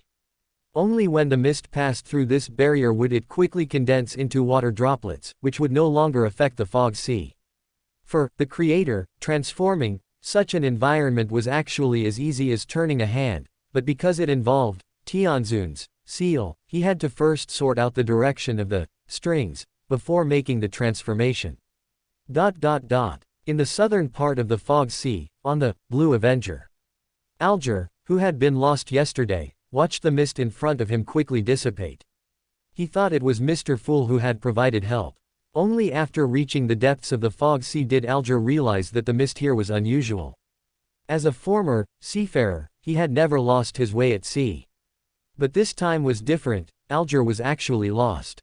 If he still couldn't find a way out today, he had planned to ask Mr. Fool for help. Looking at the sun in the sky, Alger still decided to report this somewhat unusual matter. If it was truly Mr. Fool's help, then he would sincerely thank Mr. Fool. If it wasn't Mr. Fool, he could also know what the miracle just now was about. After a quiet prayer, Alger quickly received a reply, and then he was somewhat surprised. The creator. Quote, "This was actually the creator, clearing the outer god's power in the fog sea. From today onwards, the fog sea will no longer have dense fog that easily causes people to get lost." Dong. A melodious bell sound came from somewhere unknown. Alger took a deep breath, and immediately felt his spirituality become lively. Both his spiritual body and physical body were clearer than ever before. Alger looked at the distant sea and murmured, "The creator." In the midair of the fog sea. After the creator dispelled all the mist, he summoned the order clock. Dong. The melodious bell sound spread across the entire sea area, completely purifying all the filth in the fog sea. On some islands, flocks of birds were startled, but these birds only flew for a second or two before falling to the ground and dying. On one of their feathers, there was a small black ring. Just now, this ring was still spinning, but the bell sound dispelled the ring, and these birds all died. Some islands shook violently, then quickly collapsed and sank into the sea. No plants or animals on the island survived. On the mysterious island that Rosal had discovered earlier, the 5 knights, including Edward, seemed to realize something after hearing the bell sound and quickly found places to sit down. The next moment, they died completely, and their remains quickly decomposed severely. The huge black stone pillar on the island cracked and collapsed, and the corpses around the stone pillar also quickly decomposed, leaving only bones. The islands previously hidden in the mist reacted differently, but all the outer gods' pollution was purified by the order clock. The Creator looked up at the sky. Terrifying faces appeared on the barrier again, but with the barrier's obstruction, they were powerless against everything happening in the real world. The Creator smiled at the sky, then waved at those terrifying faces, and only then returned to his mausoleum. That afternoon, on an uninhabited island far from the mainland in the Sonia Sea. Hobert accompanied Lilith here first. After Lilith made her final state adjustments, she took out two beauty goddess Beander characteristics. Under the effect of the uniqueness, the two characteristics merged and became the advancement potion. Hobert quickly retreated a distance, while the Creator appeared in midair.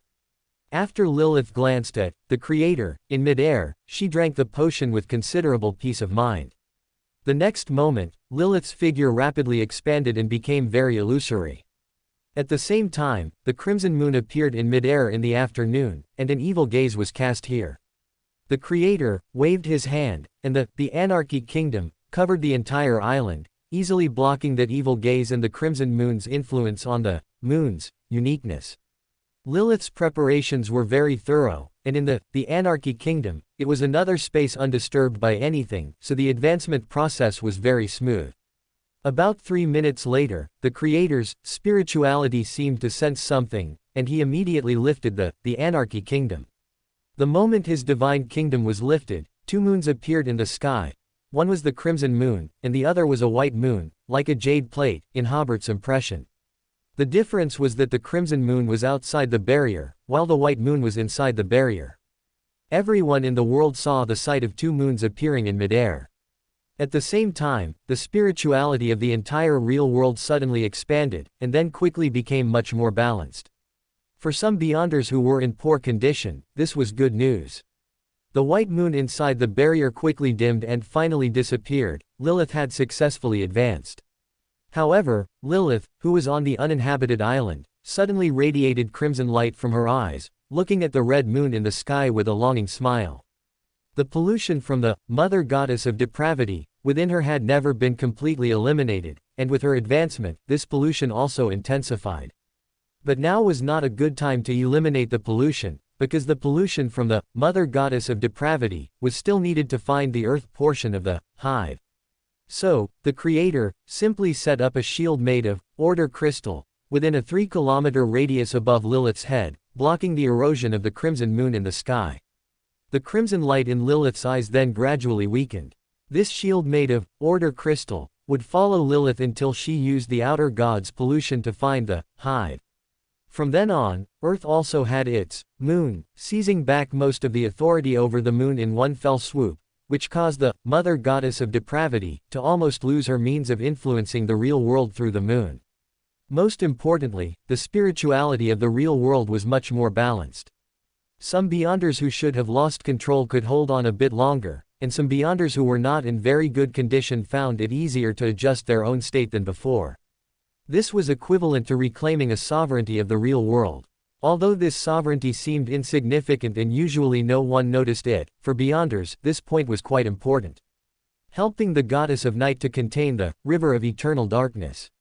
For a period of time after that, as the only normal old one on Earth, the Creator had been trying his best to help other deities find or accommodate Saphira.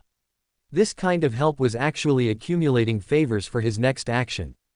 According to the plan of the Creator Hobert, the next step was to find Uncertain Mist, defeat it, and then try to devour it. This was clearly an action that would take some time in the starry sky to complete. If other outer gods came upon hearing the news, the Creator and the Fool would not be enough to deal with so many Old Ones, other Old One-level helpers would be needed.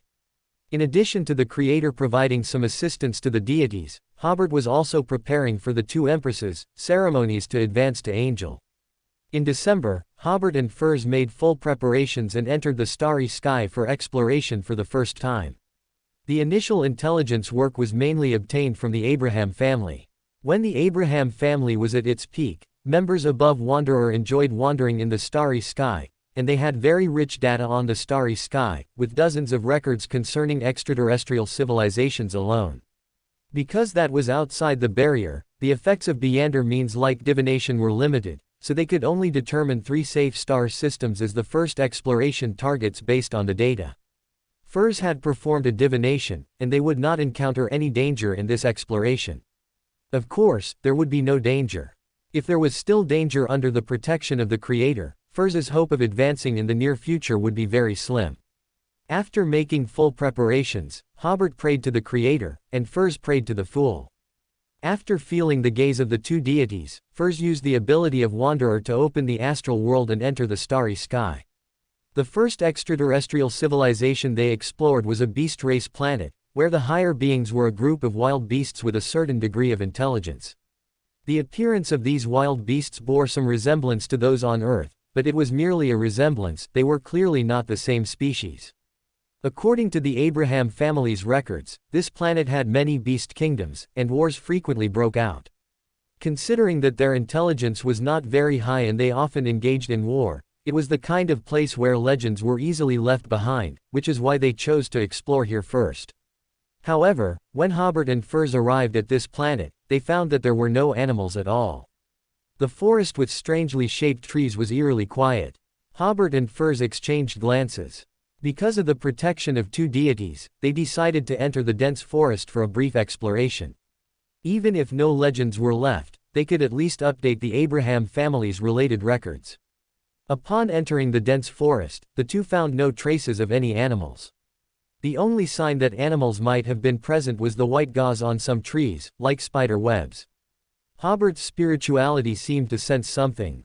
He felt that a beast was staring at him and Furs, but it was hesitant due to his King of Angels level. He carefully explored the surroundings with his spirituality, but still found no living creatures. He looked at the white gauze on the trees again. Hobert grabbed Furs's shoulder with one hand, and with a wave of his other hand, a branch was broken off by his distortion ability. He was about to touch the white gauze. At this moment, the Creator prompted, "Underground." Hobert then understood. So it was hiding underground. No wonder his spirituality yielded no results no matter how much he explored the surrounding dense forest. The next second, he and Furs appeared in midair. It was then that Hobert used the power of distortion to throw the previously broken branch towards the white gauze. The moment the branch touched the white gauze, the ground suddenly surged up violently and quickly closed. From midair, the ground at this moment looked like a giant mouth, and the massive mountains resembled sharp or continuous teeth. The moment the giant mouth closed, it possessed astonishing destructive power. If the mouth alone was this large, how enormous must the body of this underground giant beast be? Taking advantage of the opponent's attack, Hobert raised a hand, using the pulling force of distortion, intending to pull the entire creature out from underground.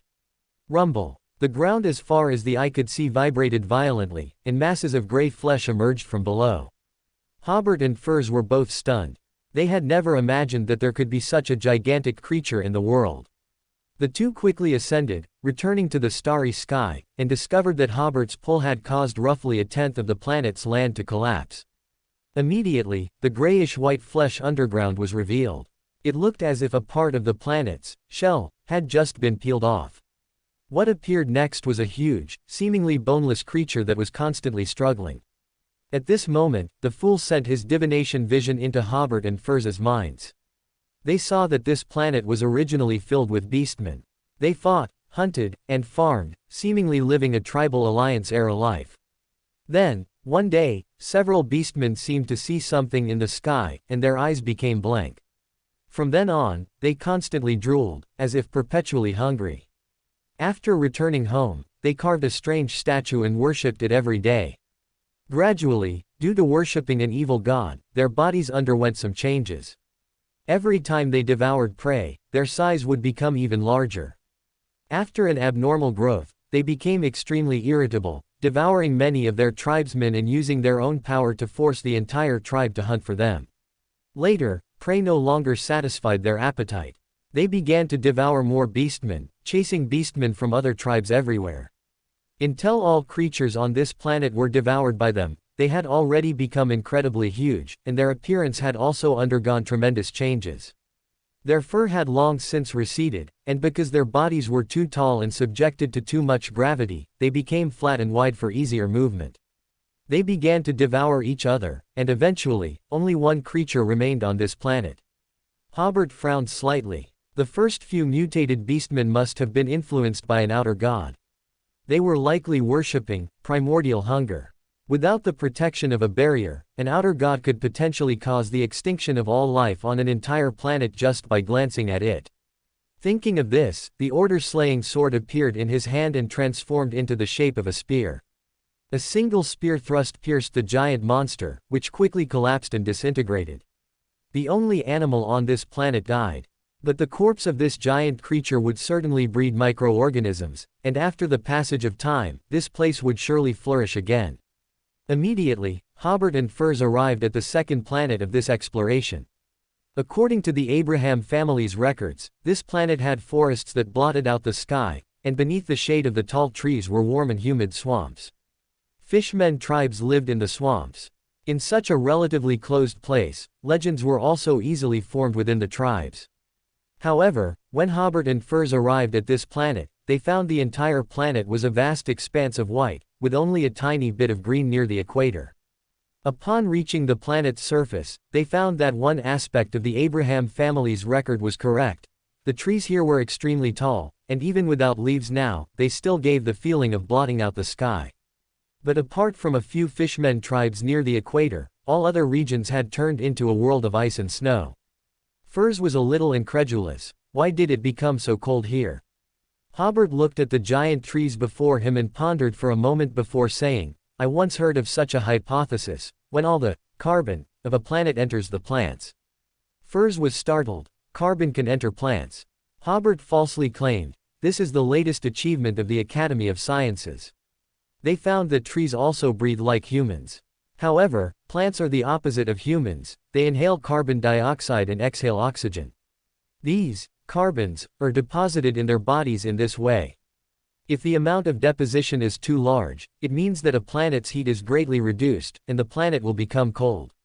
Furs opened her mouth. She didn't expect the Academy of Sciences to have such research recently, but then she thought that she indeed couldn't understand many of the Academy of Sciences' advanced researches, so she nodded. So, it's so cold here because these trees are too lush. Hobert nodded. You can understand it that way. Furs sighed. The starry sky is truly wonderful. Then she asked, is there any way to solve this problem? Yes. As he spoke, Hobert snapped his fingers, and all the giant trees in the entire ice and snow world instantly burst into towering flames. Each giant tree was like a huge torch, burning itself and releasing the heat within its body. Although Hobert could quickly transform this place into a world more suitable for living creatures, even so, the number of creatures on this planet at this time was too small, making it unsuitable for Furs's advancement ceremony preparations. So he simply released the massive amount of heat and then left the rest to time. The rolling dense smoke would likely keep this world cold for a while, but in a few years at most, the heat carried by this dense smoke would warm the entire globe, and only then would this planet truly warm up. Bidding farewell to the second planet, they arrived at the third. Thankfully, they finally found a more normal world. After confirming that the people here did not believe in outer gods, Furs prayed for the fool's power and, through the authority of fooling, quickly left legends about Furs here. This exploration ended here. They returned to Earth and began to search for new information about extraterrestrial civilizations, preparing for the second round of exploration. The creator withdrew his gaze from Hobert, recalling the curiosity, surprise, and incredulity he felt during this exploration. These were the human aspects Hobert had input into him. With these parts, combined with the stable anchor in the mausoleum, he could easily suppress the divinity within him. As night fell, the creator suddenly rose, took a step, and entered the underworld, arriving at the city of the dead, Kaldor. The arrival of the anarchy caused the surrounding underworld creatures to flee, creating a large empty space throughout the underworld. The creator looked at this city, which was low in the middle and high all around, with strange buildings. He slightly raised a hand, and the entire city of the dead suddenly shook, as if encountering a violent earthquake. All the buildings, including the central hall, instantly collapsed. The city slowly became illusory, leaving only a high-rimmed, low-centered outline. The ancient death god's resurrection arrangements were completely destroyed by the creator. He took a step forward, arriving at the city center. Here, there was also a downward staircase made of stone strips, sealed with the power of Nation of Disorder, and a stone tablet. At the top of the stone tablet stood a slender, seemingly bronze-forged giant bird statue. On the stone tablet were 2 sentences formed by undead language characters: even deities cannot escape, even death will be imprisoned. The creator raised his hands slightly again, and the downward entrance suddenly became smaller, turning into a wellhead. The stone tablet was preserved by him, still standing beside the wellhead. Immediately after, a 2-story octagonal pavilion rose from the ground, adding an Atlantis-style building to the underworld. No sooner had the creator finished transforming this place than the Evernight goddess arrived as promised. Today, the creator planned to try and help the Evernight goddess enter River of Eternal Darkness, and if the timing was right, the Evernight goddess could also try to accommodate the Sephira. At this time, the Evernight goddess was in the form of a human female, wearing a heavy black gown adorned with stars, her face covered by a veil of starlight, making her features indistinct. The creator asked, "Are you ready?" The Evernight goddess nodded slowly. The creator instantly swapped with his substitute, who raised his hand and opened the seal previously made using the Nation of Disorder. Because the creator's true body had accommodated the Nation of Disorder, he could not enter another Sephira, so he could only utilize his substitute to explore. However, the substitute could borrow the power of the true body, possessing power higher than that of a god. After opening the seal, the substitute jumped into the well first. Although the Evernight goddess found the creator's transformation a bit strange, she quickly followed, jumping into the well as well. Actually, the creator's idea for this transformation was simple. Although the previous structure had a reminder in undead language on the stone tablet, the stairs leading down still had a bit of a "please go down" feel. By designing it directly as a wellhead, if most human beyonders came here, seeing the well curb would first make them think of danger, though beyonders of the sailor pathway might not think so. Of course, when they leave later, this entrance still needs to be sealed. Below the well was a desolate and cold environment. The substitute used the power of the Nation of Disorder to protect himself and the Evernight goddess. Although the Nation of Disorder could not enter River of Eternal Darkness, its power could be used to resist the invasion of River of Eternal Darkness.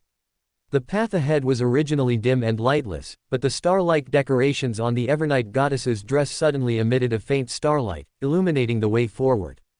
The next second, they heard a faint, whoosh, sound, and a deep, insubstantial current of water surged beneath their feet.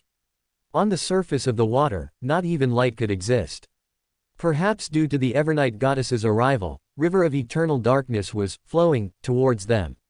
According to the fool, who had visited River of Eternal Darkness once, a long time ago, parts of River of Eternal Darkness had penetrated the mist wall, composed of uncertain mist, as if forming a tributary in the world outside the seal. As the seal on the west continent further weakened, and as the fool used his authority to allow most of the Sephira to penetrate the seal, this tributary had gradually become the main flow. In fact, the creator's seal back then did not completely seal the Sephira. In the second epoch, River of Eternal Darkness had already permeated beyond the seal. At this time, although the fool could not completely lift the seal, that seal could basically no longer contain the Sephira. Therefore, if the Evernight goddess accommodated River of Eternal Darkness here, she would also accommodate the Sephira. This was different from the creator Hobert's impression. In his impression, the main body of the Sephira should not have permeated the north-south continent yet. But the creator also thought that Klein's current state was much better than in his impression, and this would definitely produce some butterfly effects. On both sides of River of Eternal Darkness, giant, pale stone pillars stood one after another, as if supporting the sealed passage and preventing it from collapsing. On the river's edge, countless blurry or translucent figures walked back and forth, lingering. They seemed to have existed here for a very long time and would continue to exist until the end of time. Among them, the most striking was a figure walking deep in the river. It was enormous, draped in a deep black robe, and looked very ancient. Suddenly, it turned its head and looked towards the substitute and the Evernight goddess. Its appearance had distinct South Continent features, with white feathers stained with pale yellow grease growing on its body, and faint, pale flames seemed to burn in its eyes. That was Salinger, the Pale Empress. Upon seeing the Evernight goddess, the Pale Empress opened its somewhat decayed mouth and let out a low growl. The illusory river of eternal darkness suddenly became violently turbulent, and the surging illusory river water crashed against the protection formed by the power of the nation of disorder. But the Pale Empress's growl could not destroy the protection of the nation of disorder's power. The Pale Empress turned to walk back, wanting to drive away the substitute and the Evernight Goddess, but no matter how hard it tried, it could not break free from the river's restraint and could only stand in place, growling madly.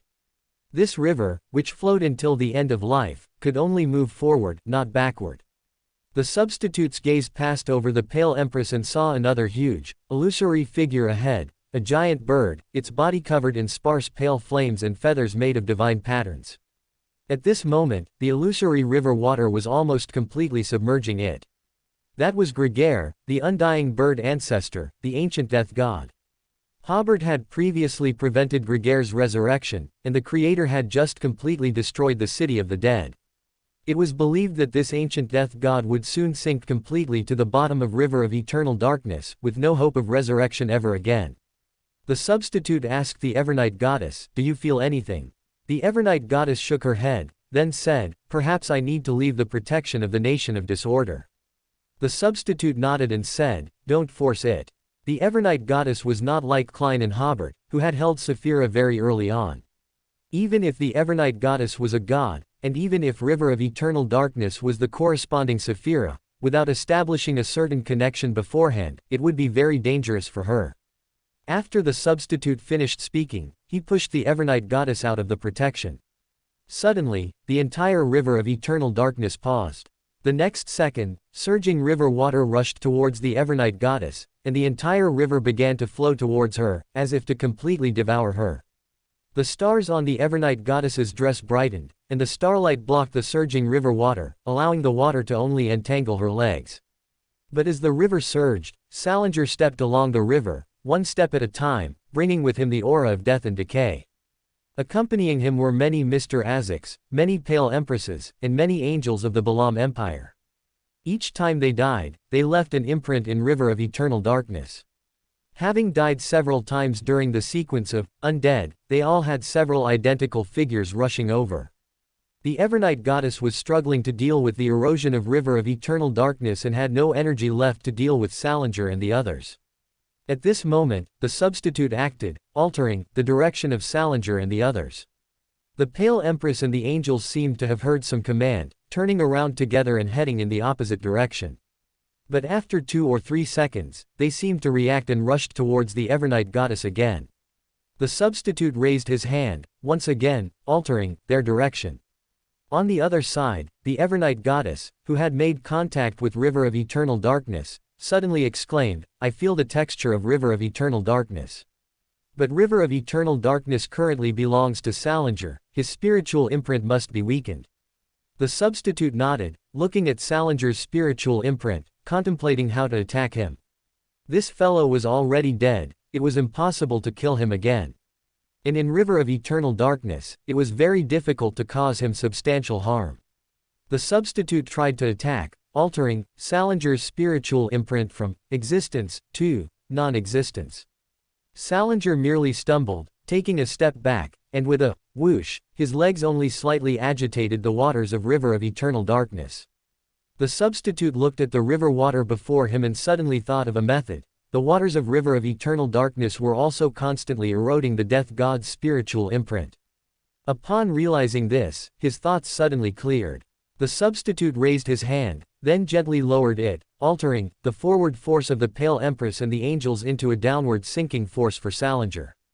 At the same time, the substitute also altered all of his own power to Salinger's shoulders. Salinger's figure paused, sinking slightly downward. It was not very realistic to control the waters of River of Eternal Darkness to erode Salinger, but he could try to press the Pale Empress into River of Eternal Darkness. Seeing that his idea was effective, the substitute immediately spread out his spirituality, and the blurry figures in River of Eternal Darkness all froze simultaneously. He also applied the force of these blurry figures lingering to Salinger's shoulders. Whoosh! Salinger's legs were submerged in River of Eternal Darkness and continued to slowly sink.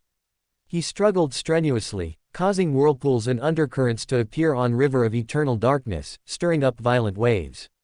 Many blurry figures lingering on the riverbanks or edges were swept into the river and disappeared.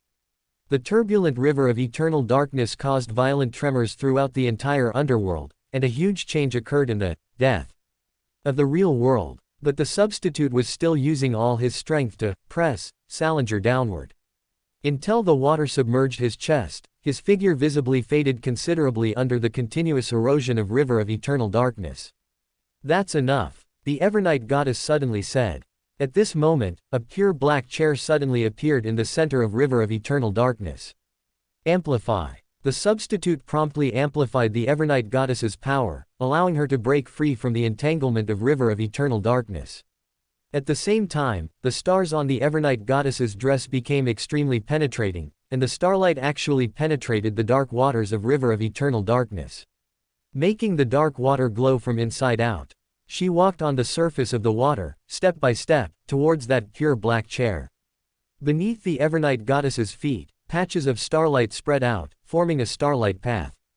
The originally terrifying, dark, and desolate river of eternal darkness actually became beautiful. Salinger's struggles grew more intense. He could not accept the Evernight goddess controlling river of eternal darkness. The turbulent river water was blocked by the substitute outside the path of starlight. With the substitute's help, the ancient death god's interference was futile, and the dark river of eternal darkness seemed to be turning into a river of stars. The Evernight goddess arrived before the chair, glanced at this seemingly insubstantial chair, and turned to sit down. At that instant, the turbulent river water immediately calmed. The Evernight goddess's body was tinged with a layer of gloom, a color even darker than the darkness on her body. Suddenly, she tilted her head, as if falling into eternal slumber. But the starlight on the Evernight goddess's body remained. The old team from Earth. In a small village on the edge of the Star Plateau, in the western part of the Atlantis Empire. A long time ago, this place was a secret stronghold established by the Numinous Episcopate. The Beander War that previously occurred in the Paw River Valley caused the entire Numinous Episcopate to collapse, leaving only the revivalist faction, led by Dophus, as the sole dominant force. At that time, the Beyonders in this village no longer contacted the Numinous Episcopate, which had fled the South Continent and existed in name only. They decided to completely hide their identities and continue to live on this land. However, they still believed in death, and in the underworld emperor of the fourth epoch. Today, an old man passed away in this village. While the old man's family members were either weeping before his corpse or busy with the funeral arrangements, the deceased old man suddenly sat up. Everyone in the room was startled, because even though they believed in death, they did not have the custom of turning their family members into zombie. The old man, who had already died, had hazy eyes and said in a hoarse voice, "The underworld is in great turmoil, and many undead have been driven into the real world. A new Lord of the Undead has been born." After speaking, the old man lay down and died again. His family members looked at each other in dismay, and after a long while, they suddenly realized a great change had occurred in the underworld. They quickly went to inform their patriarch of this matter.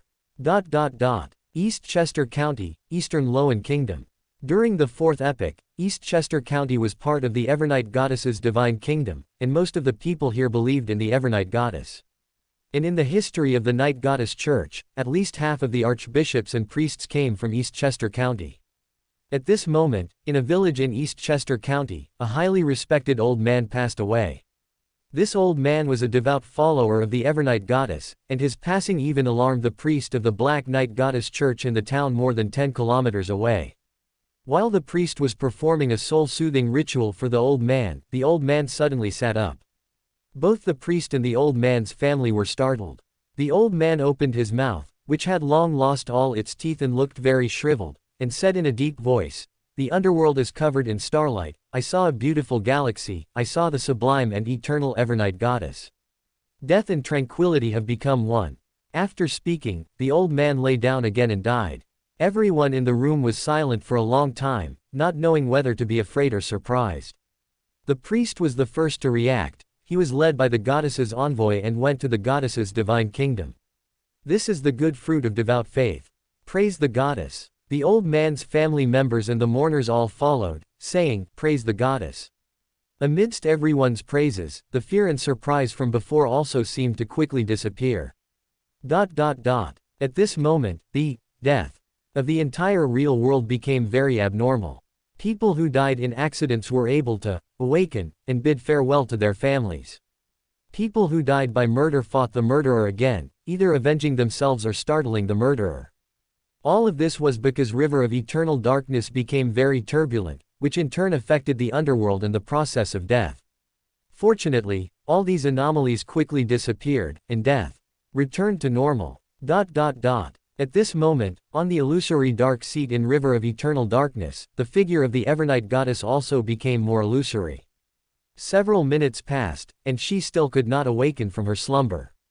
The starlight had weakened, as if the Evernight goddess was about to be swallowed by the gloom of River of Eternal Darkness. The avatar could feel the struggle between the Evernight goddess and River of Eternal Darkness. Although the Evernight goddess had prepared for this day for a long time, she was still unable to gain the upper hand at this moment. The aura here was too close to death's. This was an eternal slumber, a step beyond deep slumber. Only by overcoming this eternal slumber and awakening from sleep could she dominate the process of accommodating the Sephira. It was necessary to give the Evernight goddess a boost, but the Evernight goddess was becoming less and less substantial. The avatar's amplify ability was even having little effect on this illusory mass of starlight. At this time, the creator, outside the wellhead, thought of a method. He suddenly said in a deep voice, "Evernight goddess, more sublime than the starry sky, more ancient than eternity. Mother of secrets, empress of misfortune and fear. Lord of slumber and silence." As an old one, the creator's prayer itself contained immense power. Moreover, at this moment, the creator also used the process of prayer to transmit power in reverse to the Evernight goddess, which was the power of order that could better stabilize her own state. In River of Eternal Darkness, on the illusory dark seat, the starlight on the Evernight goddess's body once again became very bright, and the gloom of River of Eternal Darkness quickly receded. The Evernight goddess slowly opened her star-scattering eyes, and her body quickly became much more solid. The seat beneath her also suddenly appeared with specks of starlight, as if proclaiming her victory. The avatar smiled and said, "Congratulations." The Evernight goddess took a deep breath, as if the few minutes of sleep just now had felt like a very, very long time to her. "Thank you." The avatar disappeared, and the creator also left the underworld. At this time, the Evernight goddess had already taken control of River of Eternal Darkness, but she still needed some time, or to find a suitable opportunity to completely accommodate this Sephira. However, the creator could not help with the process of accommodation. After the creator left the underworld, he came to the Divine War ruins in the eastern Sonia Sea. He had long planned to transform this sea area, and since he still had some time today, he decided to transform it along the way. This sea area, due to the Divine War that occurred at the end of the Third Epoch, caused the collapse of Beyonder order and natural rules in a large area, thus forming this bizarre sea area. For example, when night falls, one must go to sleep, otherwise one is prone to mysteriously disappear. For example, there are evil whispers here, and the higher the sequence, the more susceptible one is to the influence of the whispers. Of course, at the level of an old one, these whispers could no longer affect the creator. Not only that, he could also hear exactly what those whispers were saying. Some of them were high-level whisper attacks from the Hanged Man pathway, and some were the voices of the gods during the Divine War, some like curses, some like battle songs. These whispers were Beyonder attacks that lingered in this land, but these attacks were of such a high level that even spirituality below demigod level did not consider them Beyonder attacks, and most of the time they would not be too affected. Or rather, these whispers generally would not actively attack low-level Beyonder creatures without divinity. Only at the demigod level and above could one understand a little, and thus be easily affected. Entering the order shadow, the creator looked at the chaotic strings around him, and it took him more than 10 minutes to finally sort them out. Immediately after, the creator took out the Song of the Gods scepter and gradually incorporated the powers belonging to the Evernight goddess, the Earth Mother, the God of War, the ancient Sun God, and so on, into the Song of the Gods scepter. As the power of the gods disappeared, the order here not only did not recover, but became even more chaotic than before. The creator used the Song of the Gods scepter to perform the next step of operations. First, he raised the position of a part of the seabed, and then, alter the harsh climate and weather one by one, changing all the anomalies here into normal. As the spatial order returned to normal and the sea level rose, the huge waterfall that previously needed to be entered into the Divine War ruins disappeared, turning into a normal sea surface. This caused great changes in the topography of many islands. Some plains became high mountains, and some high mountains sank to the bottom of the sea. In just half a minute, this sea area, full of unknowns and dangers for over 2,000 years, became normal. However, on the islands in the sea, there were still some very dangerous Beyonder creatures, and coexisting with the dangers were treasures left behind by Beyonder explorations. After transforming this sea area, the Creator looked towards the entrance to the God-forsaken land. In the Divine War ruins, there was an exploration team of several people, currently besieging an Beyonder creature roughly equivalent to Sequence 5. Just as they were about to acquire a Sequence 5 level Beyonder characteristic, the Divine War ruins, which had just been in the morning light, suddenly turned into night. The members of the exploration team quickly found safe places to sleep, but at this moment the sea suddenly became turbulent, with strong winds and thunderstorms. The strong winds seemed to want to blow people away, and the rain was so heavy it was as if someone was pouring water from the sky. The team members all looked fearful. Although this Divine War ruin had a very bizarre side, such severe weather had never appeared before. This made the members of the exploration team realize that this sea area was undergoing immense changes. For the next 10 seconds or so, they even forgot to show surprise, watching with wide eyes as the colossal monsters with terrifying death aura at the bottom of the sea screamed, collapsed, and finally died. They saw that the original seabed instantly lifted, and their boat appeared on the mountainside. They saw that the island seemed to tilt, their feet rapidly rose, and the original high mountains sank into the seabed, like a small boat being pushed by huge waves, swaying from side to side. All of this happened in about 10 seconds. When everything ended, the sun shone brightly, and there were no clouds in the sky. After a long while, the members of the exploration team finally reacted. They looked at each other, suspecting that what they had just experienced was a dream. However, because everyone was drenched like drowned rats, they quickly concluded that it was not a dream. So what happened just now? Immediately after, they gazed at the distant sea, where there was nothing that looked unusual. What exactly did this sea area experience just now? The Creator looked in the direction of the God-forsaken land entrance. In fact, his position was still very far from the entrance, but his gaze could reach the large door of the Giant King residence. Before he could take any further action, the two doors with a faint blue glow slowly closed. Adam almost hung a sign on the door saying, "I don't welcome you." The Creator pondered for a moment and decided not to attack the entrance of the God-forsaken land. He knew how terrifying his and Adam's powers were at this time, and was unwilling to fight on Earth.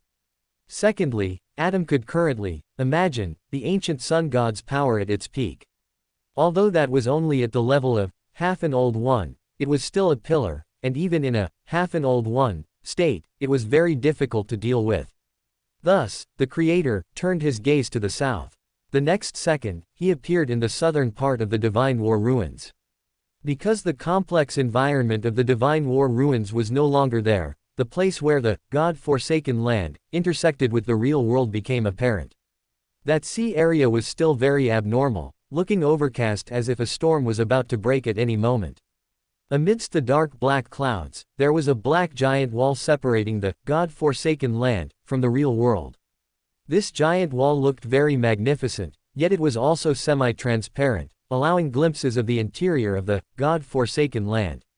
The Creator realized that this giant wall actually represented the interval between the collapsed part of Beyonder laws and the normal part. The state of the God-forsaken land seemed like a seal, but it was still different from a seal. In that world, the abstract meaning of Beyonder order collapsed. The fall of the ancient sun god was equivalent to the fall of the sun in an abstract sense. At this moment, other abstract authorities, such as Tyrant, the Hanged Man, and Darkness, filled the void left by the sun-related authority, creating the unique environment of the forsaken land of the gods. It wasn't that sunlight couldn't reach that land, rather, sunlight lost its way to illuminate that land. Even if a large hole were to open in the dark clouds above the forsaken land of the gods, the sunlight still wouldn't penetrate. Therefore, the entire God-forsaken land no longer had sunlight. Only when Adam reaccommodates the uniqueness of the sun pathway and a sequence 1 Beander characteristic will the sun rise there again. Of course, this wasn't the only method. For example, the Creator had his own method, since the Beander order had collapsed, then establish a new order. So, the Creator raised his hand, and the Song of the Gods scepter reappeared in his hand. After the absorption of the divine power from the battlefield ruins just now, the power of the Song of the Gods scepter had increased again. The Creator used his ability to alter, to reconstruct the Beander order of the world before him, while simultaneously using the sun portion of the power from the Song of the Gods scepter to allow sunlight to re-enter the space that had regained order. As the Creator moved forward, the giant wall in front of him receded rapidly, like a squeezed bubble. The first to return to the real world was the dark sea area with many unknown sea monsters. As sunlight shone in, the sea monsters were startled and fled to the bottom of the water. However, it was night now, and after the sunlight from the Song of the Gods scepter flashed, it plunged back into darkness. But the starlight and moon were already illuminating this land, and by tomorrow morning, the sun would rise normally. Soon, the Creator advanced to a barren continent.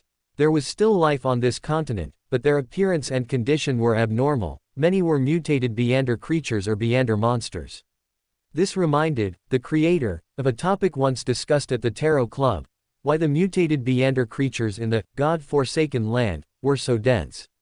Under the discussion of the members, a hypothesis gradually formed. The Beander creatures and plants in this world should be relatively evenly distributed across this world, or once had a relatively even distribution. However, after the fall of the ancient sun god, most high-sequence Beanders fled to the north-south continent, but a large number of middle and low-level Beanders, Beander creatures, and plants must have been left behind in the forsaken land of the gods. Most of these Beanders turned into monsters, while Beander creatures and plants underwent some mutations. Because of Beander immortality, they had new ways of reproduction and have continued to exist. If middle and low-level Beanders hid among people, they would be very difficult to discover. But Beander monsters and Beander creatures and plants did not know how to hide, thus creating the illusion that Beander creatures in the God-forsaken land seemed much denser than on the north-south continent. In addition, the special environment of the God-forsaken land could also produce some monsters. Although the vast majority of these monsters did not contain Beander characteristic, it deepened the misconception that Beander creatures were extremely dense. In any case, the God-forsaken land that had returned to the real world was a treasure trove for Beanders. Although it cannot be said that Beander material were everywhere, it was easier to obtain Beander material here than in the current north-south continent. Of course, it was also more dangerous than the north-south continent. The Creator continued to advance eastward until he encountered the celestial worthies, Mist Wall, Seal again. Then, the Creator went north, but after advancing northward for a period, he could no longer push forward. Through the translucent black giant wall, the Creator saw Adam standing in the distance, and behind him was a black illusory figure with 5 heads, apparently not yet completely fused with true Creator. Adam's arrival seemed to have stopped the Creator's forward momentum. The Creator smiled slightly, still not intending to clash with Adam. He stepped out, leaving the new boundary between the God-forsaken land and the real world. Adam also returned to the true Creator's divine kingdom, with no intention of pushing that black giant wall back. The Creator simply toured this newly revealed land. This area corresponded to the former African continent, and at this time, basically the entire African continent had returned to the real world. And this new continent, of course, belonged to the territory of the Atlantis Empire. The Creator copied a piece of grassland and not very dense forest from the south continent. This copy operation involved first selecting an area and altering this area from 1 to 2. Then, the Creator placed the extra copy on the African continent, and immediately after, altered this area from 1 to 999, covering half of the entire African continent with green. Then he altered it again, and the entire continent had grasslands and trees. Of course, due to some meander factors, large areas of grassland quickly withered, rotted, or plants mutated instantly. The Creator did not intend to solve these problems. These changes were precisely a reminder: these areas are very dangerous. After all this was done, the Creator returned to the mausoleum. But immediately, the entire Anjou took action. Hobert, the Emperor of Atlantis, held a meeting overnight to deploy a plan to occupy the west bank of the African continent and then gradually push inland. After the meeting, all the angels of the empire were dispatched to the west bank of Africa to first clear out 7 safe zones. Then, led by demigods, the second echelon arrived there to establish a teleportation array. This was followed by the third echelon, establishing camps and simple defensive fortifications. The angels of the Orthodox churches observed this action where Atlantis mobilized its entire national strength, but the Orthodox gods had given them divine oracles. Unless Atlantis invited them, they were not to disturb them. As the new year began, Hobert received good news. Lilith, using the pollution of the mother goddess of depravity, found the earth portion of the mother nest. Without further ado, with Lilith having made some preparations, the Creator immediately tried to help her control this Sephira. The mother nest had no entrance in the real world, but it had close ties to certain places in the real world. For example, the place where Lilith found the mother nest was a city with a severely imbalanced male-to-female ratio. In this city, the total female population accounted for about 80%. This small city was located south of Backland. When the World War was at its most intense 2 years ago, this was the closest major rear area to Backland. Especially after the Battle of Backland began, all the young and strong men in this city were taken to Backland to build fortifications and transport ammunition. When Backland was about to fall, they were even reorganized and sent to block the Fursak people.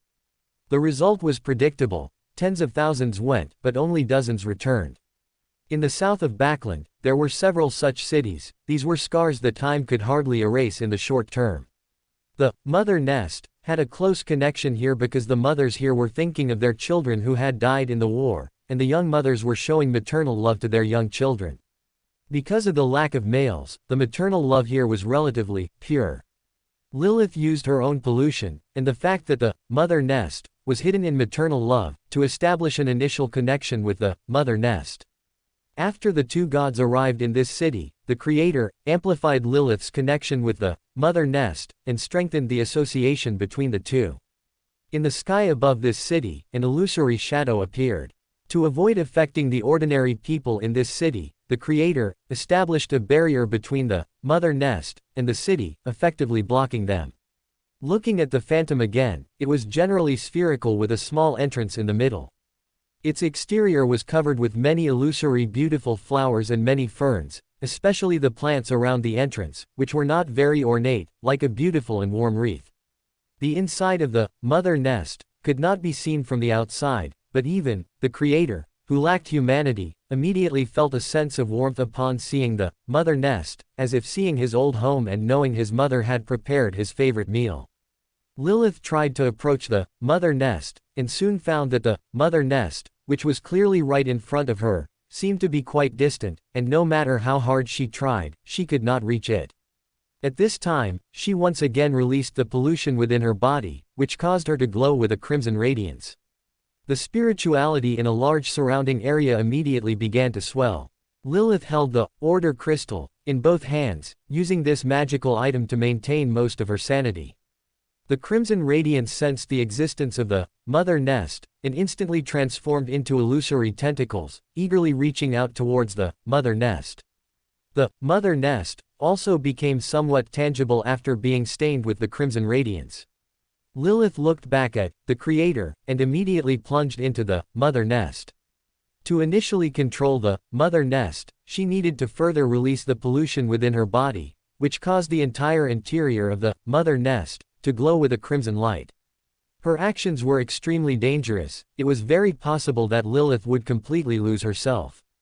Her glance at the Creator just now had a hint of hesitation, but she ultimately chose to trust herself and trust the Creator.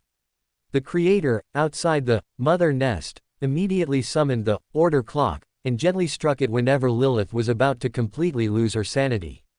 After several minutes of struggle, Lilith finally utilized the affinity between the Mother Goddess of Depravity and the Mother Nest to initially control the Sephira. Dong, dong. At this moment, the Creator suddenly struck the order clock twice in quick succession. As the bell tolls, which resonated throughout the entire world, sounded, a small but solid crimson moon flew out from within the Mother Nest. When the second bell rang, this red moon immediately shattered, and the pollution on Lilith's body was completely removed by the Creator. Immediately after, the Mother Nest became illusory and disappeared from the real world. Lilith needed some time to establish a connection with the Mother Nest, and ultimately accommodate this Sephira. Seeing that this operation was successfully completed, the Creator withdrew the barrier above the city and returned to his mausoleum to rest. In a flash, 3 years passed quickly. It was now 1355, and there were still 13 years until the predicted apocalypse. After 3 years of preparation, the Creator finally had the confidence to defeat Uncertain Mist and devour it. At this time, the Fool could remain conscious for about an hour, fully capable of handling a fierce battle. The Creator once again quietly entered the starry sky, using the country of disorder within his body to association with the location of Uncertain Mist. As he expected, this association failed. Uncertain Mist understood the abilities of the Anarchy very well and must have taken some precautions against it. As usual, the Creator had a backup plan. He entered the Order's shadow and found the string that Uncertain Mist had used to contact him when he had just been promoted to Black Emperor. At that time, the Creator realized through his conversation with Uncertain Mist that Uncertain Mist could influence the Black Emperor through the Order's shadow. However, the Creator Hobert quickly became half an old one, so Uncertain Mist didn't have time to affect him, and then it lost its chance. But the Creator had already discovered that there was a string connecting him to Uncertain Mist. This string might be the intrinsic connection created by the celestial worthies, fooling, of the extraordinary characteristic aggregation law between Black Emperor, Justiciar, and Uncertain Mist back then, but now it had become the Creator's clue to finding Uncertain Mist. The other end of the string was indeed connected to a mass of mist. Time was fleeting, and the Creator immediately distorted his position, arriving next to Uncertain Mist. This was in a cold world deep in the universe, where cold mist drifted through space, and a circular entity seemed to be hidden within the mist. This was the Creator's first face-to-face contact with Uncertain Mist, and he suddenly realized that the entity hidden within the mist looked like the circular nozzle of a sprayer from his memory. From a distance, it looked like a ring with irregular horizontal stripes, but in reality, it was a flat disc. The Creator felt no joy at finding Uncertain Mist. Instead, he twitched the corner of his mouth, thinking that the celestial worthy truly had imagination. He wondered if this appearance was why this old one was called Uncertain Mist. Immediately after, the Creator suddenly noticed a problem. He had already seen the true forms of Mother Goddess of Depravity and Mother Tree of Desire, and the third old one he saw was Uncertain Mist. Among the true forms of these three old ones, only Uncertain Mist was shrouded in mist. He wondered if this was a sign of her direct and close connection with the celestial worthy. After all, the first impression Sephira Castle gave was gray mist, and Klein even initially referred to Sephira Castle as gray fog above. These thoughts were fleeting. Having finally found Uncertain Mist, the Creator immediately launched an offensive, and Country of the Anarchy instantly formed. At the same time, Uncertain Mist's divine kingdom, a space formed by dense mist, also instantly took shape. The two divine kingdoms collided and confronted each other. At this moment, a huge red figure appeared behind Country of the Anarchy. He had translucent red skin, and inside his skin, structures like points of light flowed.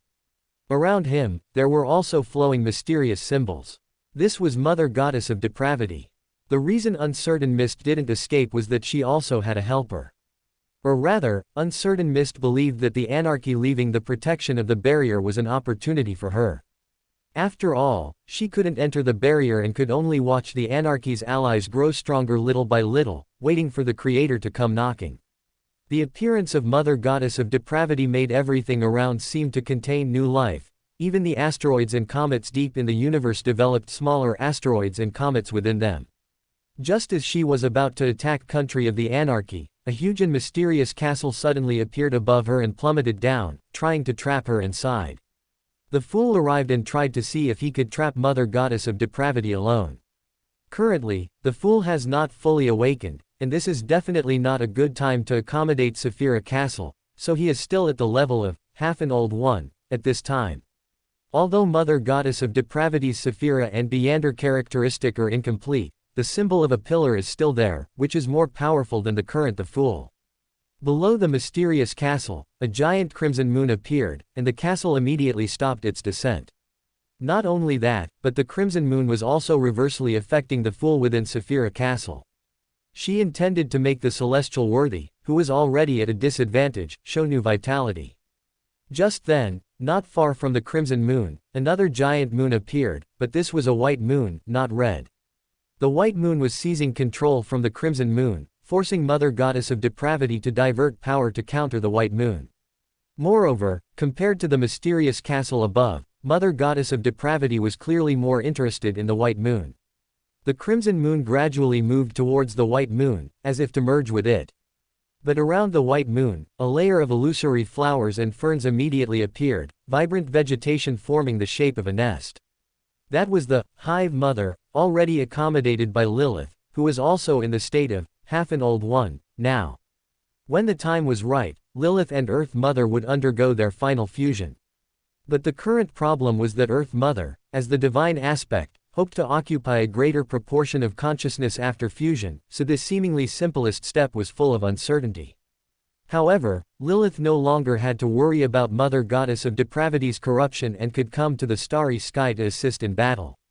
The Creator and Uncertain Mist's Divine Kingdom contest was destined to be difficult to decide for a while, which was advantageous for Uncertain Mist because she had already released a signal to other Old Ones. The Old One battle happening in the starry sky would definitely attract the outer gods to spectate. At that time, the Anarchy and his allies would definitely be besieged.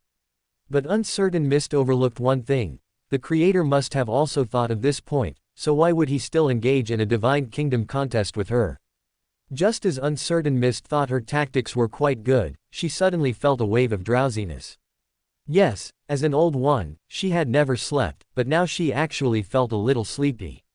Endless darkness and slumber swept over, plunging Uncertain Mist into a dazed state, but then she instantly sobered up, because the Creator's offensive became more fierce, and the balance between the two divine kingdoms had been broken. Uncertain Mist was currently at a disadvantage. An illusory river, exuding a terrifying aura, appeared behind Uncertain Mist. That was Evernight Goddess, who had already accommodated River of Eternal Darkness. And at this time, Evernight Goddess had also accommodated the Death Pathway's uniqueness and a portion of the Pale Emperor's Beander characteristic. The remaining Twilight Giant's uniqueness and God's Hand's Beander characteristic still needed to find a new opportunity to be accommodated. At that time, Evernight Goddess would be a complete Old One. She and Lilith were both half an Old One, but she was slightly stronger than Lilith in terms of power. The appearance of Evernight Goddess immediately put Uncertain Mist at a disadvantage. At this moment, a thorny vine suddenly stretched out from a point in the darkness and instantly grew into a giant leafless tree. This was Mother Tree of Desire. Among all the outer gods, those who most eagerly anticipated the collapse of the original barrier were probably these three outer gods currently participating in the battle. Immediately after, behind Mother Tree of Desire, a dark phantom appeared. Within that phantom, evil gazes looked towards the entire battlefield, as if terrifying and sinful monsters were sealed within the phantom. After the phantom appeared, a layer of black light appeared all over Mother Tree of Desire. Protected by the light, she extended thorny vines and directly plunged them into the illusory river summoned by Evernight Goddess. Using the power of desire to break the power of peaceful sleep. The already very drowsy Uncertain Mist was instantly filled with a desire to win or lose, and she regained her spirits for a moment. At this time, the Creator felt a surge of tranquil power, and he suddenly felt like an ordinary person who had stayed up all night, feeling both sleepy and hungry. Meanwhile, Evernight Goddess felt a surge of chaotic power within River of Eternal Darkness. They were slightly startled, realizing that this should be Uncertain Mist's authority, somewhat like grafting, but exchange was more appropriate. Apparently, Uncertain Mist had exchanged the Creator and Evernight Goddess's attack targets, and Uncertain Mist, as the one performing this exchange, would not be affected by either of these two abilities. This operation was somewhat similar to distortion, but the internal workings were completely different. At the same time, Uncertain Mist's ability felt somewhat similar to Black Emperor's. The more enemies there were, the greater her operational space became. So Evernight Goddess simply went all out to deal with Mother Tree of Desire, leaving this place to the Creator. Evernight Goddess's assist just now had already given the Creator the advantage. Without other powers to exchange or borrow, Uncertain Mist's decline became apparent. At this moment, Uncertain Mist suddenly sent a mass of her mist into the Creator's divine kingdom, forcing the Creator to complete a transaction, and her divine kingdom became strong again. The Creator, who had observed for a while, basically understood that Uncertain Mist's authority seemed to be related to transaction, exchange, and she herself was also the inspector party, capable of forced buying and selling, and not abiding by transaction agreements. This differed significantly from the Creator's previous conjectures. When the Creator was at Sequence 5, he had speculated about Uncertain Mist's authority. At that time, he thought that if Black Emperor broke order and Justiciar maintained order, then Uncertain Mist's core authority was likely to establish order.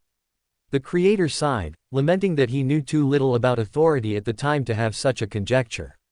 After sufficient observation, the Creator's counterattack also began. His substitute suddenly appeared behind Uncertain Mist and violently charged towards Uncertain Mist's divine kingdom. Uncertain Mist quickly released dense mist to block it. Previously, the Creator had tricked Mother Tree of Desire this way, letting the substitute enter Mother Tree of Desire's divine kingdom, and then using Country of the Anarchy to destroy the opponent's divine kingdom. Uncertain Mist's attack was equivalent to pushing the substitute outwards. The substitute distorted this outward pushing force, making it act back on Uncertain Mist. At the same time, the substitute also used his own ability to push Uncertain Mist with both macroscopic and microscopic forces. For a moment, it was as if Uncertain Mist's force, plus the substitute's force, were all pushing Uncertain Mist in the Creator's direction. Just at this moment, Country of the Anarchy suddenly became extremely distorted, and then a huge suction force appeared. The order of Country of the Anarchy changed, forming the largest black hole in the entire universe. Dozens of surrounding galaxies were instantly sucked into the black hole. Uncertain Mist, who had just been violently pushed, was already approaching the event horizon of the supermassive black hole. At this moment, she was already pulled by the immense gravity and the aggregated power of Beander characteristic, making it difficult for her to break free for a while. For more thrilling fanfiction stories like this, check out my channel Fanfic Audiobook.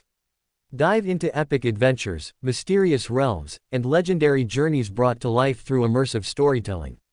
Don't forget to like, share, and subscribe for more amazing audiobooks.